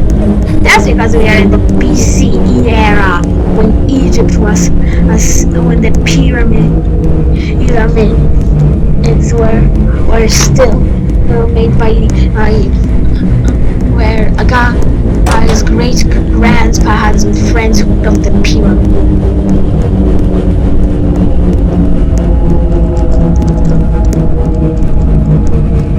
Pyramids.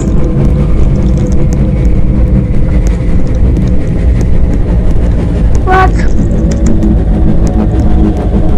Yeah, but it's hard to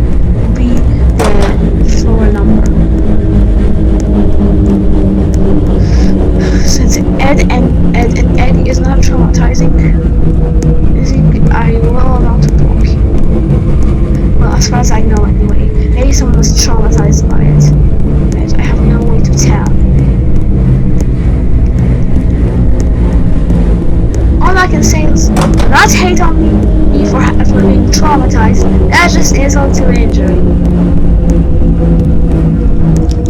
And non-injury, considering that the only way that trauma could happen is something very specific and disgusting, flute-ish.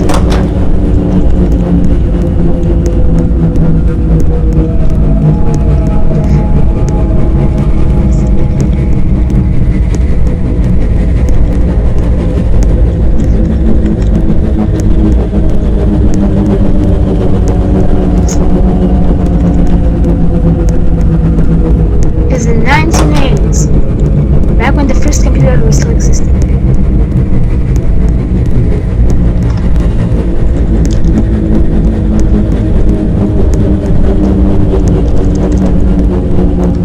Right, literally 1984.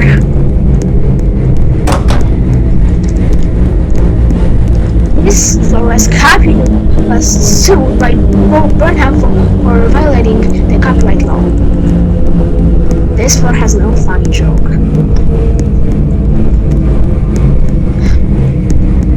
Was that the Bride of 87?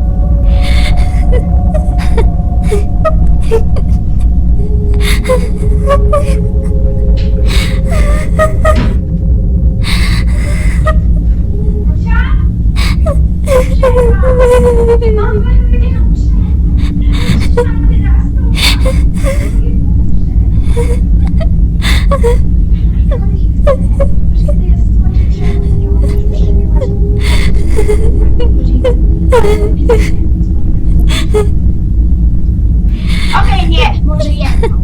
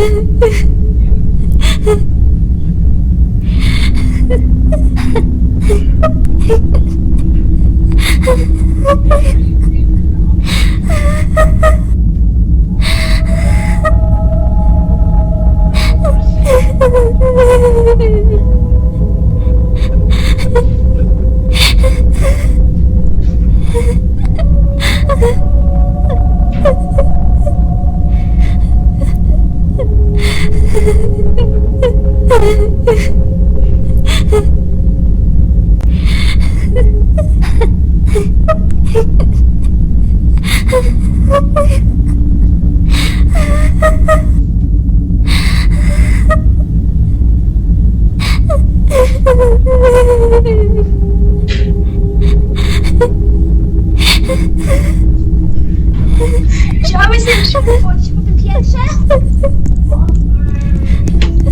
Ej.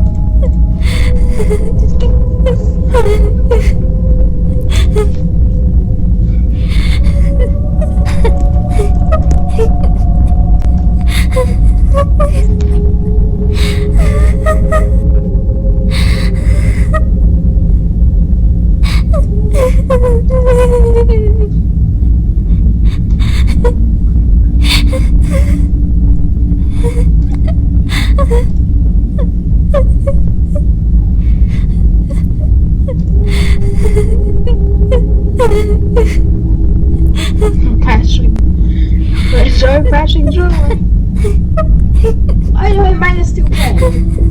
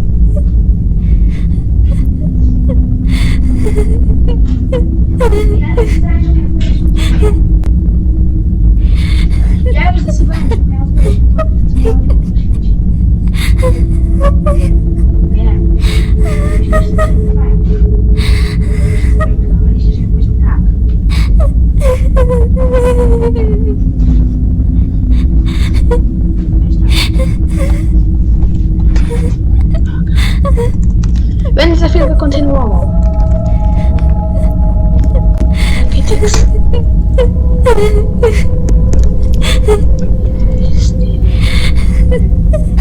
Oh wait, that's my notes.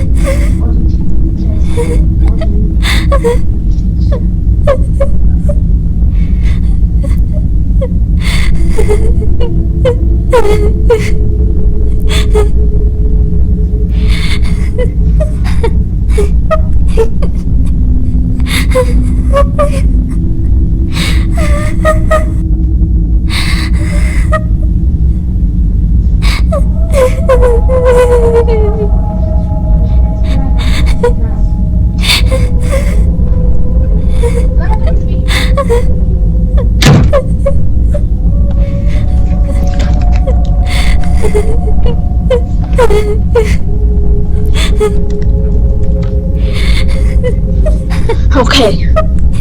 Go in. So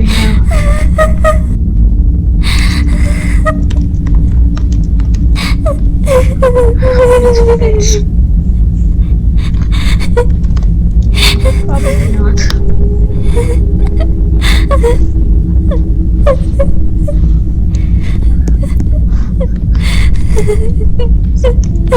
That's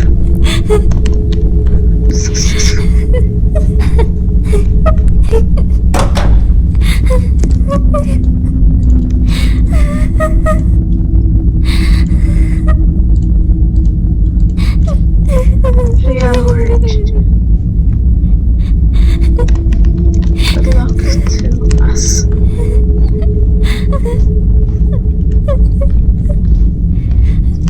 No more talking. Not even to the camera.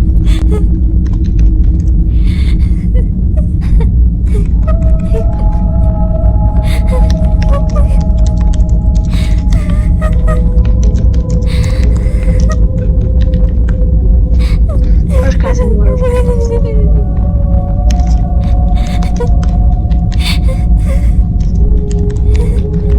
I got something. Slap you.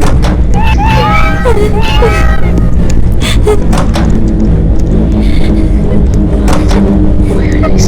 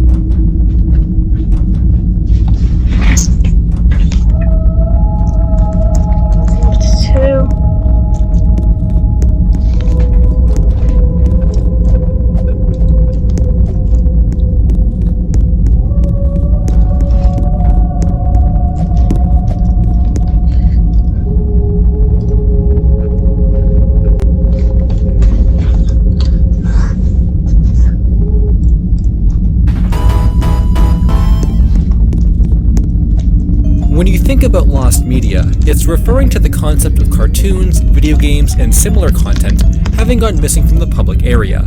But with the popularity of lost media and how everything feels nostalgic nowadays, it's fun to extend the concept of lost content to other areas that can't be experienced anymore, one of which is food.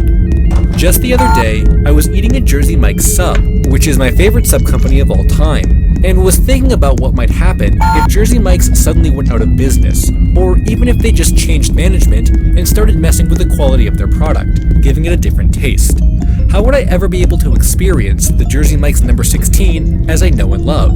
I guess the answer is I wouldn't, and throughout our pasts there have been a variety of different foods that we all know and love, but were discontinued or fit this idea of becoming lost, to the point where we can't ever experience eating them again. For a long time, you guys have asked me to make a video on lost foods, and well, today, I finally came up with some of my favorites, as well as some suggestions from X. So let's reminisce about all the food we'll never be able to eat again, unless they bring them back, and they're just as good as we remember. The first topic in this video is one that wasn't brought up in the X thread, and is something I actually completely forgot about until a conversation at my grandmother's 85th birthday party. When the topic of Friendly's ice cream was mentioned, with a few memories about their specialty rolls that we'd get around special occasions, like the celebration roll, which in itself is not made anymore. However, there was one kind of roll that we ate every summer, several times in fact, that I haven't had in years and didn't even realize it was discontinued. This is the legendary Friendly's watermelon roll, or I guess watermelon as they called it on the box. This was an ice cream product that was around for as far back as I can remember, having first eaten it sometime in the early 2000s. In fact, I don't think they even changed the box that much at all in the years we were buying it. The roll itself is made up of two flavors of ice cream, watermelon sherbet in the center, and then lemon sherbet along the side. The green around the edge is just coloring. It isn't actually lime sherbet, despite how some of my family members swear it was actually a different flavor. On top of the ice cream flavors itself, the piece was finished off with some chocolate chips on the inside to replicate watermelon seeds, and actually went extremely well with the other flavors. This was a tradition, and when we had it for the first time in a season, you knew summer was here. But a few years ago, I'd questioned why we stopped buying it since everyone loved it, and my grandmother told me it was because she couldn't find it in the stores anymore. I remember doing a quick search online at the time, trying to see if you could still buy it, and I'm fairly certain it was available to be shipped from some stores, but we never actually did that. But maybe we should have, because this was the beginning of the end of the watermelon roll. Back in 2021, Friendly's announced that they would be leaving the ice cream roll market and discontinued their entire line of products, including this. Any remaining stock was bought up, and now you can't get it anymore.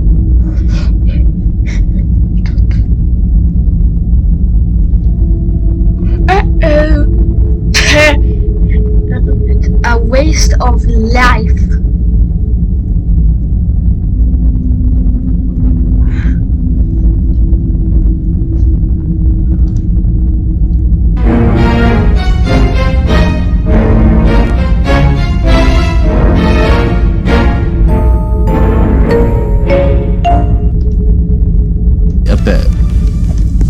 Days 2 to 3 were also great days of playing the tower. I was seemingly playing really well during this time, as I had passed 5 and got to 6. 4-6 is one of the easier 4s, if you would call it easy. Ah, creepypastas, the internet urban legends which have us quaking in our boots. Stories not created by big Hollywood studios, but by the people. The working man. Whether it be a spooky monster that lurks outside your window, a realm between realms where you'll be stuck alone for eternity, or a simple tale of loss and grief, creepypastas vary so much in both tone and quality, and there's so many of them. So I thought it'd be fun to go through some of the classics as well as some of the lesser known and put them in a little tier list. You know, how much did these creepypastas creep me out? So enough waffling, let's just get straight into it. Starting with Dead Bart. Mom, Dad, Bart's dead! Let's play a quick guessing game. How many seasons of The Simpsons do you think there is? Is it 1, 2, or 35? I mean, it's 35. You really said 2? God damn. That's a lot of seasons, and by the time this video comes out, it could be triple digits. Season 34 of The Simpsons is now on Disney+. New episodes! And even though over its 35 seasons, The Simpsons has killed off plenty of characters, for the most part, they're very minor, and chances are you're gonna have to slap on your detective's hat and look them up to even know who they are. Out of all the animated sitcoms, The Simpsons skews more on the family-friendly side, even more family-friendly than Family Guy. Death is a lot less common in Springfield than, say, shows like South Park, or American Dad, or Paradise PD. Turn these shows dark and twisted, and it's not as impactful, because they're already incredibly dark and violent at times. I made you eat your parents. You need a bit of that contrast, so it was only a matter of time until someone came along and turned America's favourite yellow family into a creepy, spooky tale. So Dead Bart starts off by explaining how Fox labels the Simpsons episodes weirdly, and it's all because of one lost episode. That's right, get your comically large magnifying glass out, because this is a case of lost media. So this lost episode was created around the time they were making the first season, and like most episodes at this time, it was written by the one and only Matt Groening. But while working on it, Matt was acting a little bit kooky. The story mentions how if you ask anyone who worked on the episode about the episode, they'll get all flustered and won't let you speak to Matt, as if we're gonna be able to get in contact with Matt Groening, creator of The Simpsons, as if we're gonna send him a Snapchat or something. Hi Matt, I like your show, The Simpsons. I think Marge is so hot. Where did you get the idea for her blue hair? I think it's really cool. I think you're really cool too. And I'd make sure you're alone before you open this next snap. Like fine, I guess I'll leave Matt alone if I have to. But the lead of this creepypasta is determined to get to the bottom of this lost episode. So he tracks down Matt after a convention and asks him about it. Huh, that seemed pretty easy. I mean, these people who are doing everything in their power to stop us communicating with Matt aren't doing a very good job. And with his back against the wall, he writes down a link on a piece of paper and gives it to the lead. And later on, when he's at home, he types this link in and it gives him a virus. So is Matt just messing with people, or is there something bigger going on here? Luckily, before the computer completely crashes, the lead manages to copy a file which he downloaded from this link. This file, the lost episode.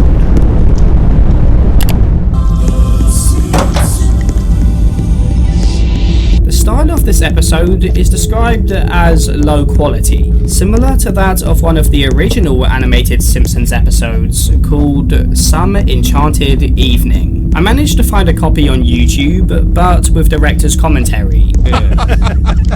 It's a smugglers. Caramba. So I couldn't hear what the characters were saying, but it still gave me an idea of what this lost episode looks like visually. And even though the animation isn't great, I don't think it's as bad as it's made out to be. Yeah, some of the perspective is off, but the characters and motion is still really expressive. But I understand why they deviated from this. It's probably the same reason why this creepypasta uses it as a reference for this lost, darker episode. The characters do look pretty unhinged. They're a bit waxy, so it looks like they're melting at times, and their eyes are sort of staring into space. They're not really focused on anything. Not to mention how the colour is far less bold. It's like the episode's been left in the sun for too long, and it's been drained. And this might just be the copy I found, but everything's shaking slightly, and the screen's flickering. It all works together to make this episode feel off. But it's not just the visuals of this lost episode that differ from the usual Simpsons, but the characters too. Homer is angry, Marge is depressed, Lisa is anxious, and Bart hates his parents. And it's kind of a shame, because this is pretty much all we learn about the behaviour of the family. Just a really brief description, a single sentence in fact. So it's hard to gauge just how different from the original family they are. Yeah, Homer is angry, but is that really all that different from the original Simpsons? The dude strangles his son. That's like one of his most famous traits. You little... And yeah, Marge is depressed, but she's bearing the weight of being the hottest, yellow, blue-haired woman on the planet. I can't imagine how much pressure that is. I just feel like we need a little bit more to really understand just how dark this lost episode is, instead of relying solely on the death of one of the main characters. Yeah, death is sad, but it means little when we don't know anything about the one in the coffin. Speaking of the one in the coffin, how does how does Bart die? The family are all on a plane when shortly after takeoff, Bart breaks the window and is sucked out, falling to his death.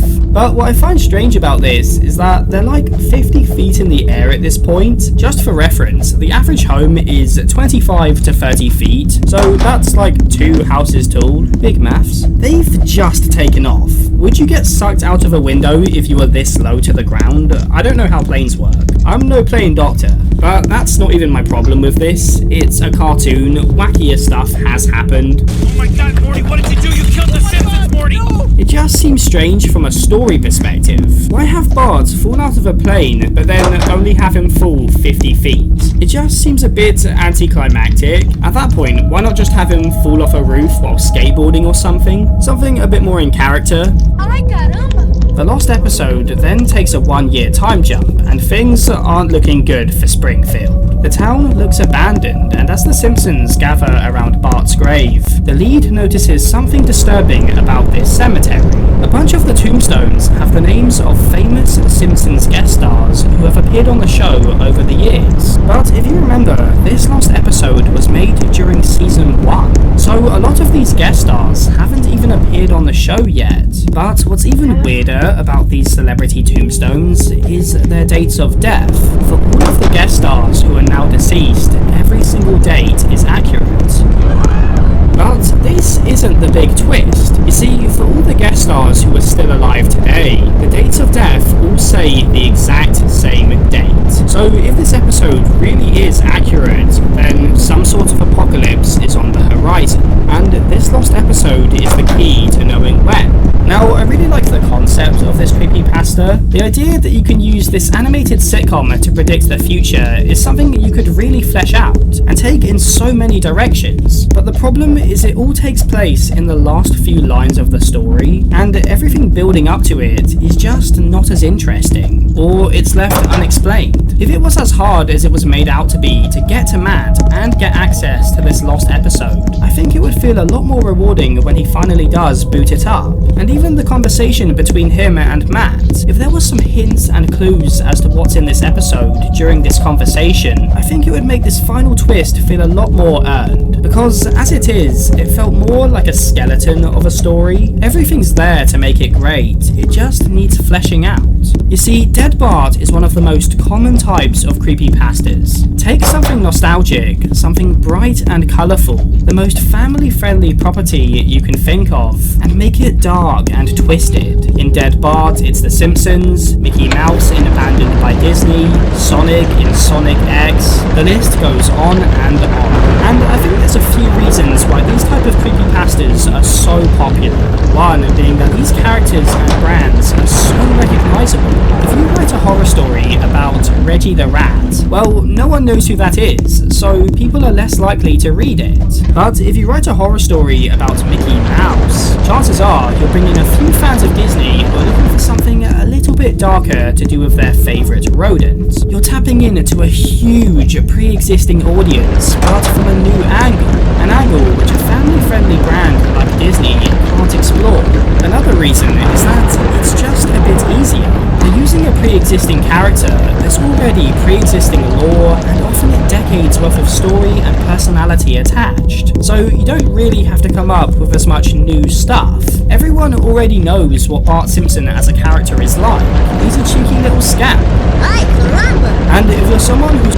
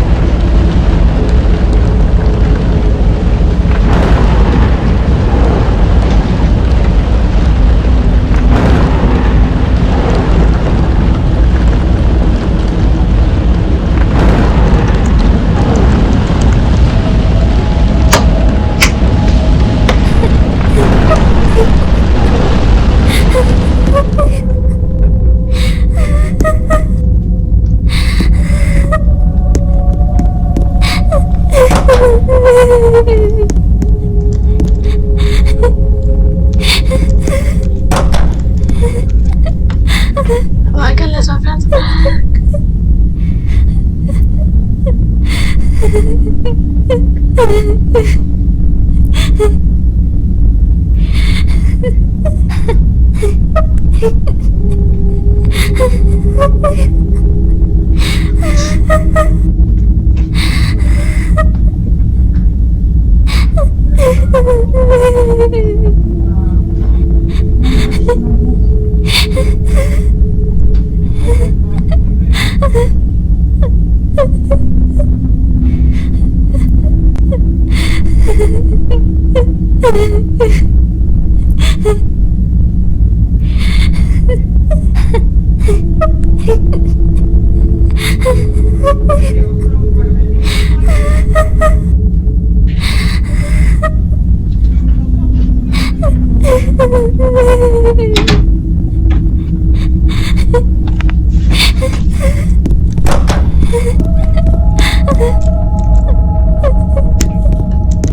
wait, that's right.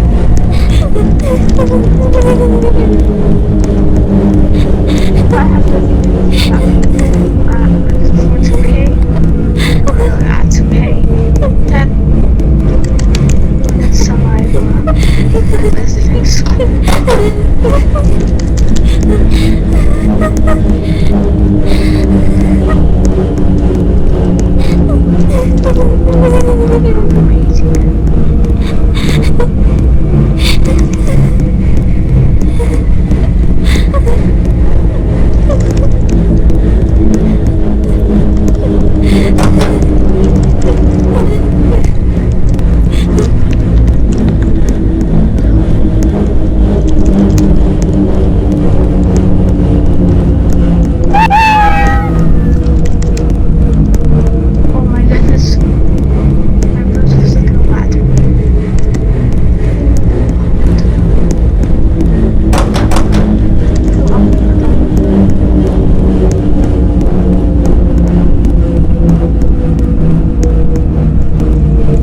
I don't even be able to clear my 2006 about to see more hidden. See more hidden lost. Basically just frozen.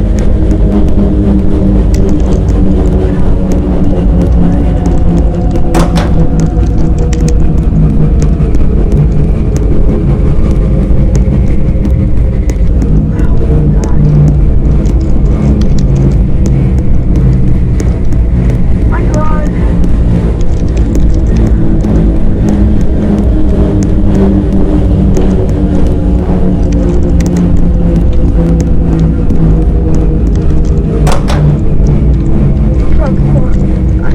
Probably wise guy.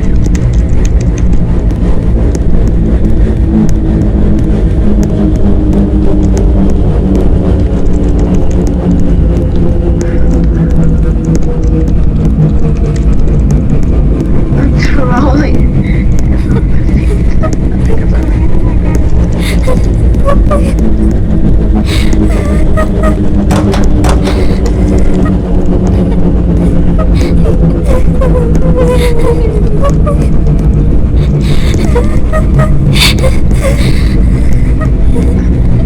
I keep looking at it like, oh my God, I'm actually getting exhausted. I was like, trolling.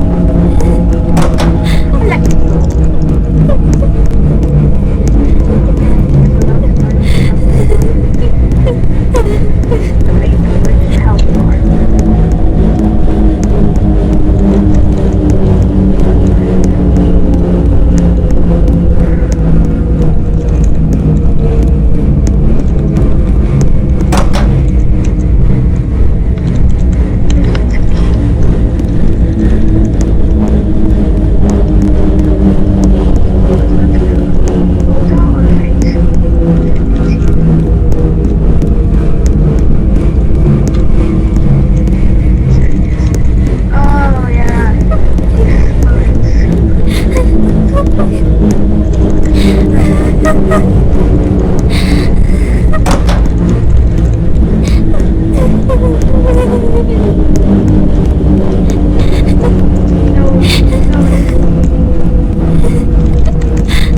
The background is small, so like, yeah, no reason. Just casually plotting.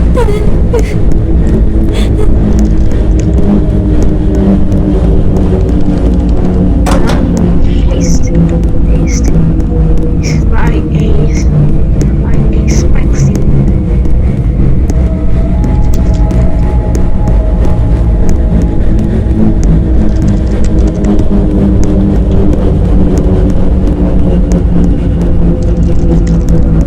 Actually, I don't anymore. Who's grown up watching The Simpsons, you probably feel at least some attachment to these characters. So when this creepypasta kills off Bart without him even saying a line beforehand, or telling us anything about his personality So casual. other than he hates his parents, you still might feel upset, but I'd argue it's not because of this story that it has any impact. It's because of the decades worth of making this character likeable in the cartoon.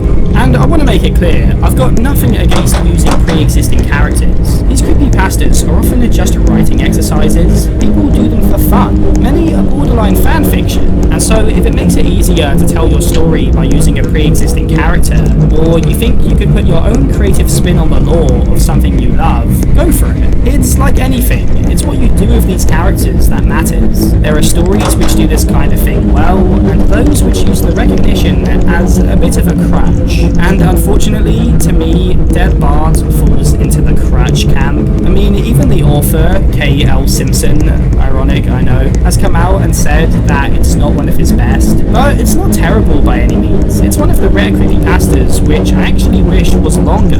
Great concept, not the best execution. So yeah, I think this one probably does belong in D. Sorry, Dead Bart. I can roll indeed. It's time to talk about Eyeless Jack.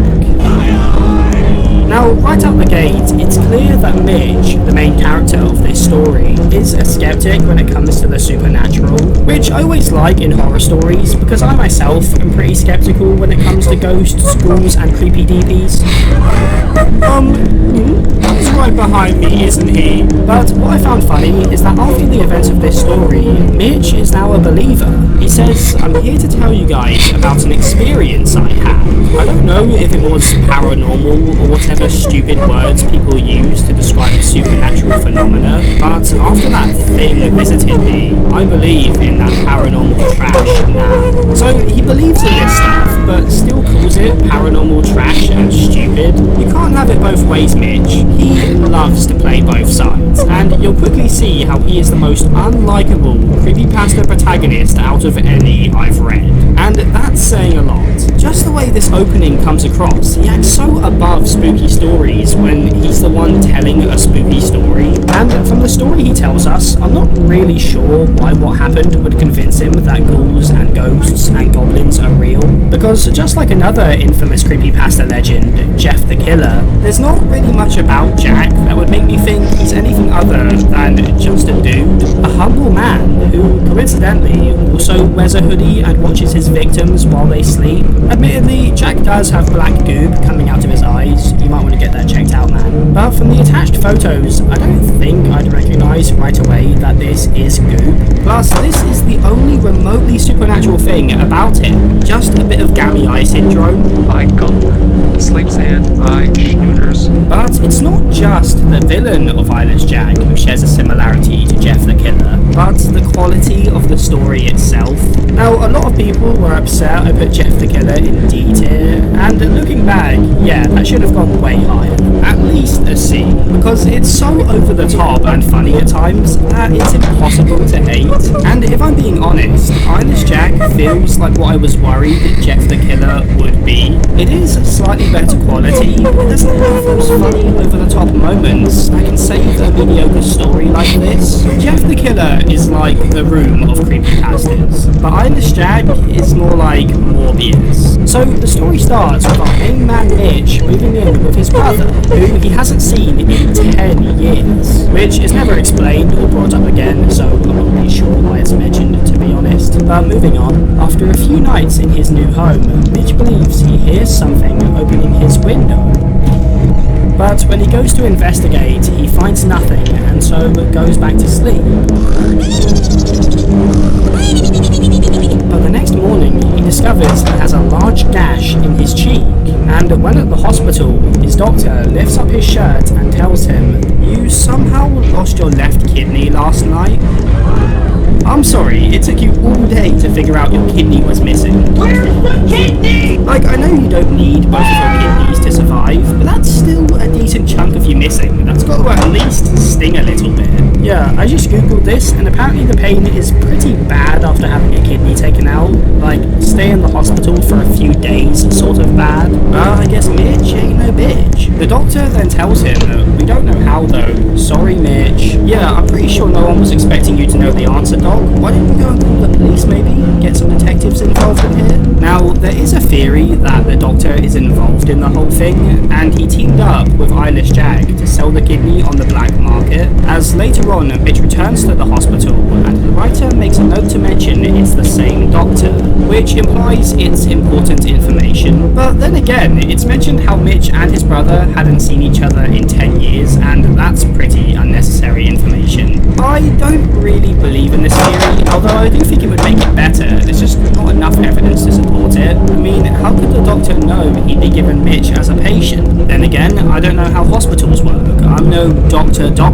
And it's kind of a shame because I do really think this would improve this creepypasta. Even something as simple as Mitch asking to speak to the detectives himself, and maybe the doctor says, no, I've sorted it out, I've done that all myself. Why don't we give you more sedatives? You're not thinking straight, Mitch. I think that would at least bring up some interesting questions, but as it stands, it just sort of seems like a coincidence. Mitch then decides to just go home and sleep in the same bed that his kidneys were stolen from, not even 24 hours ago. Why isn't he still in hospital? He's definitely getting an infection. He's probably not even going to wash the sheets. And of course, Mitch wakes up and he's face to face with Eyeless Jack, and at this point, I don't even feel sorry for him. He brought this on himself. Mitch then grabs a camera, which just happens to be on his mantle, and snaps a pic. Why was that camera there, Mitch? What have you been filming, you dirty dog? Again, it does seem like Mitch has a death wish, because if I was being attacked by a man with a hoodie on who's stolen one of my kidneys, I think the last thing I do is whip out my phone and take a photo. I mean, is he worried that no one's going to believe him? He's missing a kidney. Someone's taken it. There's at least some proof. So you might be thinking, how does our hero, our main man, our Mitch, how does he defeat this creature? This Eyeless Jack? Does he outsmart it? Is it vulnerable to light, like say, the flash of a camera? Does he call his brother for backup? Well, not quite. He kicks Jack in the face and runs away, leaving his brother to die. What a terrible protagonist. I hate Mitch. He can't even run away successfully. As soon as he's out of the house, he trips on the rug and passes out. Oops. When he wakes up, he's in the hospital, and the doctor hits him with one of the coldest, back-to-back, good news, bad news deliveries I've ever seen. I have good news and bad news, Mitch. The good news is that you had minor injuries and your parents are coming to pick you up. Bad news is your brother was killed by something. Sorry. Like, Jesus, dog. I feel like the whole good news, bad news thing is sort of reserved for more light-hearted stuff. Something like boop, boop, boop, boop, boop. I've got good news and bad news, Mr. Waterwave. The good news is we managed to fix your broken computer. You can come pick it up on Friday. The bad news is we lost all of the files in the folder Marge Simpson Hot Pics. Hello? Not using it to tell someone that their brother's dead, and in such an ominous, mysterious way too. Now's not the time for dramatic flair, Doc. I don't know, is that just me? Has anyone else had a wild good news, bad news like this? But worst of all is that Mitch, our main man, doesn't really seem to care at all that he essentially left his brother to die. No survivor's guilt, no regrets. The only emotion we're shown from him is that he's scared when he returns to his brother's house, who was letting him stay there to collect his belongings. What a great guy. Also, his brother's dead body is just there in the house still, just lying on the floor. Is no one going to pick that up? Police? Doctor? Well, 5-second rule. And with how incompetent he is, I'm surprised he didn't trip over his body and knock himself out again. Classic Mitch. But just before he leaves, he finds something next to Edwin's body. Oh yeah, his brother's name is Edwin. It doesn't really matter, he's not a character, he never speaks. And that something is Mitch's kidney, with a bite out of it. So I guess the police just left that there? Nah, we don't need to take that in as evidence. It's been there for over 5 seconds, and even the police aren't exempt from the 5-second rule. And that's how the story ends. It's sort of written as though this is supposed to be one last final shock. You know, as in, oh my god, this creature must have been eating it. But I think if my kidney was stolen and my brother was killed, those are the shocking parts. I don't know if I'd be so focused on what happened to the kidney. I mean, I've already lost it. It's still awful, don't get me wrong. But I think losing a brother might be a bit worse than losing a kidney. So this final line isn't nearly as impactful as it should have been. Yeah, overall, just so many plot holes and confusing elements. I understand wanting to leave stuff open to interpretation, but you can't leave everything open to interpretation. Is the Doctor involved? Who knows? Why does Eyeless Jack like kidneys? Who knows? Why does he kill some victims and take kidneys from others? Who knows? Just far too many who knows. so it's coming in at E. Sorry, Jack. Next up, we have Escape the Backrooms. Take you in the back and change your mind. Now, in my last video, I talked about Escape the Are You OK? Are You Walkie? Who knows? A game about a famous creepypasta inspired by a horrifying Michael Jackson animatronic. And while I felt that this game failed to capture both the humour and terror of the original short clip, instead of feeling like it could be any survival horror game, recently I played another game based on a creepypasta which perfectly captured the source material's tone, and that game is Escape the Backrooms. Oh, that's weird. Escape the Are You OK? Escape the Backrooms. It's all connected, I'm telling you. These two games are pretty much the same price, but I can't even stress how much more you'll get for your money by choosing Escape the Backrooms. Right from the moment you spawn in, it's like you've been planted directly into one of these backrooms images. In case you're unaware, the Backrooms is supposed to be this sort of world beneath our world, and in between space where things are a nauseating mix of familiar and alien, industrial lighting and old-fashioned wallpaper all brought together in a terrifying maze. And I mean a maze. The layout of this place makes no sense. And you could even argue that the things that make these original images so great are actually elevated in a game like this, where you can explore this realm and see what it'd be like to be trapped here for yourself. When everything looks the same, the lights, the wallpaper, 90-degree angles, and there's no furniture or landmarks to take note of. It's so incredibly easy to get lost. And I don't know if the original images really show the extent of this. Honestly, 20 seconds of moving about this game and I'd completely lost my bearings. I had to be a little cheap boy and go on the game's wiki to find a map of the first level. This game also does a great job of making you feel isolated, featuring almost no soundtrack, no other NPCs, only monsters, or as they're called here, entities. Which have some incredible designs.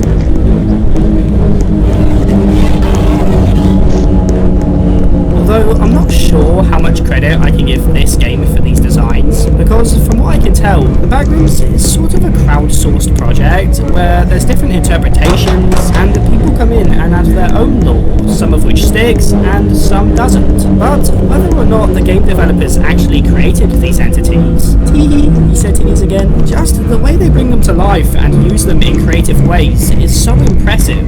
Like the Smiler, a creature which runs at you down a hallway, but it's confined to the dark, so it has to break the lights as it approaches, expanding its territory at a rapid rate.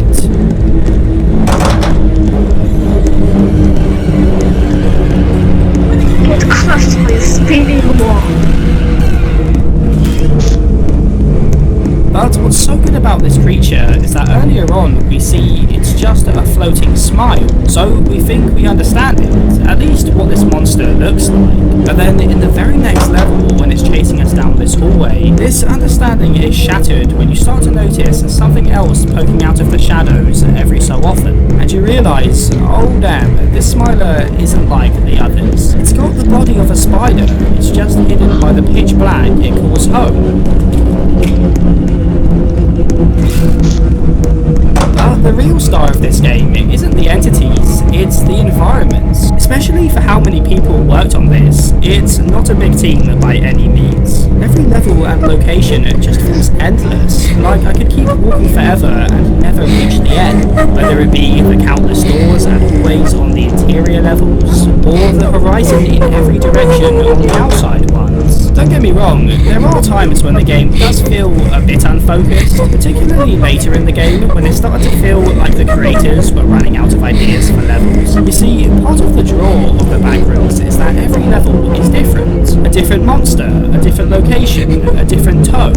And in the first half of the game, the colour palette between levels varies so much. But later on, it'd be easy to forget that you're playing a Backrooms game. For example, there's a level where we're in a cornfield running away from a guy with a chainsaw, and it's like, what are we doing here? Get me back to the wacky weird stuff. But every time it was starting to lose me with a level like this, it pulled me right back in with some of the best atmosphere and lighting in any horror game I've played. And I think if they took the 20 levels that there are currently, which range from average to good, with a handful of great levels sprinkled in there, and compacted them down to say 10 to 15 levels, you know, really trim off that fat, then it would be an A or even an S tier game for me. But unfortunately, in its current state, I think it tries to be just a bit too much for an indie game. But that being said, I'll always respect a game that bites off more than it can chew than a game that doesn't even try. Plus, technically, the game isn't finished yet. The developers claim that they're letting people play it while they make it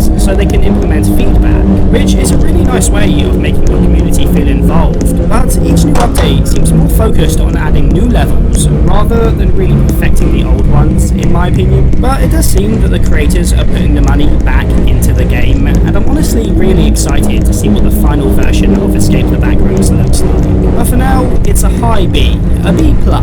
And seeing as I'm talking about this game anyway, the reason this video took so long to get out and completely goofed up my plan to upload once a month this year is because I've been working on a ranking of every level from this game. It's about 2/3 edited, and I was in a bit of a slump with that video. Things weren't quite clicking how I imagined, so I decided to take a break to make this video, so I can come back to it with a clearer perspective. So that video will hopefully be out within the next month or so, and subscribe if you don't want to miss it, I guess. But back to the creepypastas. One of the best examples of a creepypasta using a pre-existing character in a creative way is NES Godzilla. Feel like Godzilla. NES Godzilla was probably recommended to me more than any other creepypasta. People love this one, and for good reason. The writer, Cosby Daff, is clearly a big fan of Godzilla, but it doesn't just use the character to get some quick recognition and nostalgia from the reader. It takes the source material, this 8-bit Nintendo game from the 80s, and turns it into its own thing. So let's talk about it, both the good and the bad. Because I'm just going to come right out and say it, I really enjoyed this creepypasta, but I didn't love every part of it. Try and bear with me. So NES Godzilla is about a man who decides to replay his favourite game from when he was a child, Godzilla Monster of Monsters. But due to swapping his original for another game years ago, he has to find another copy, which he manages to do. So he inserts the cartridge into his Nintendo and is immediately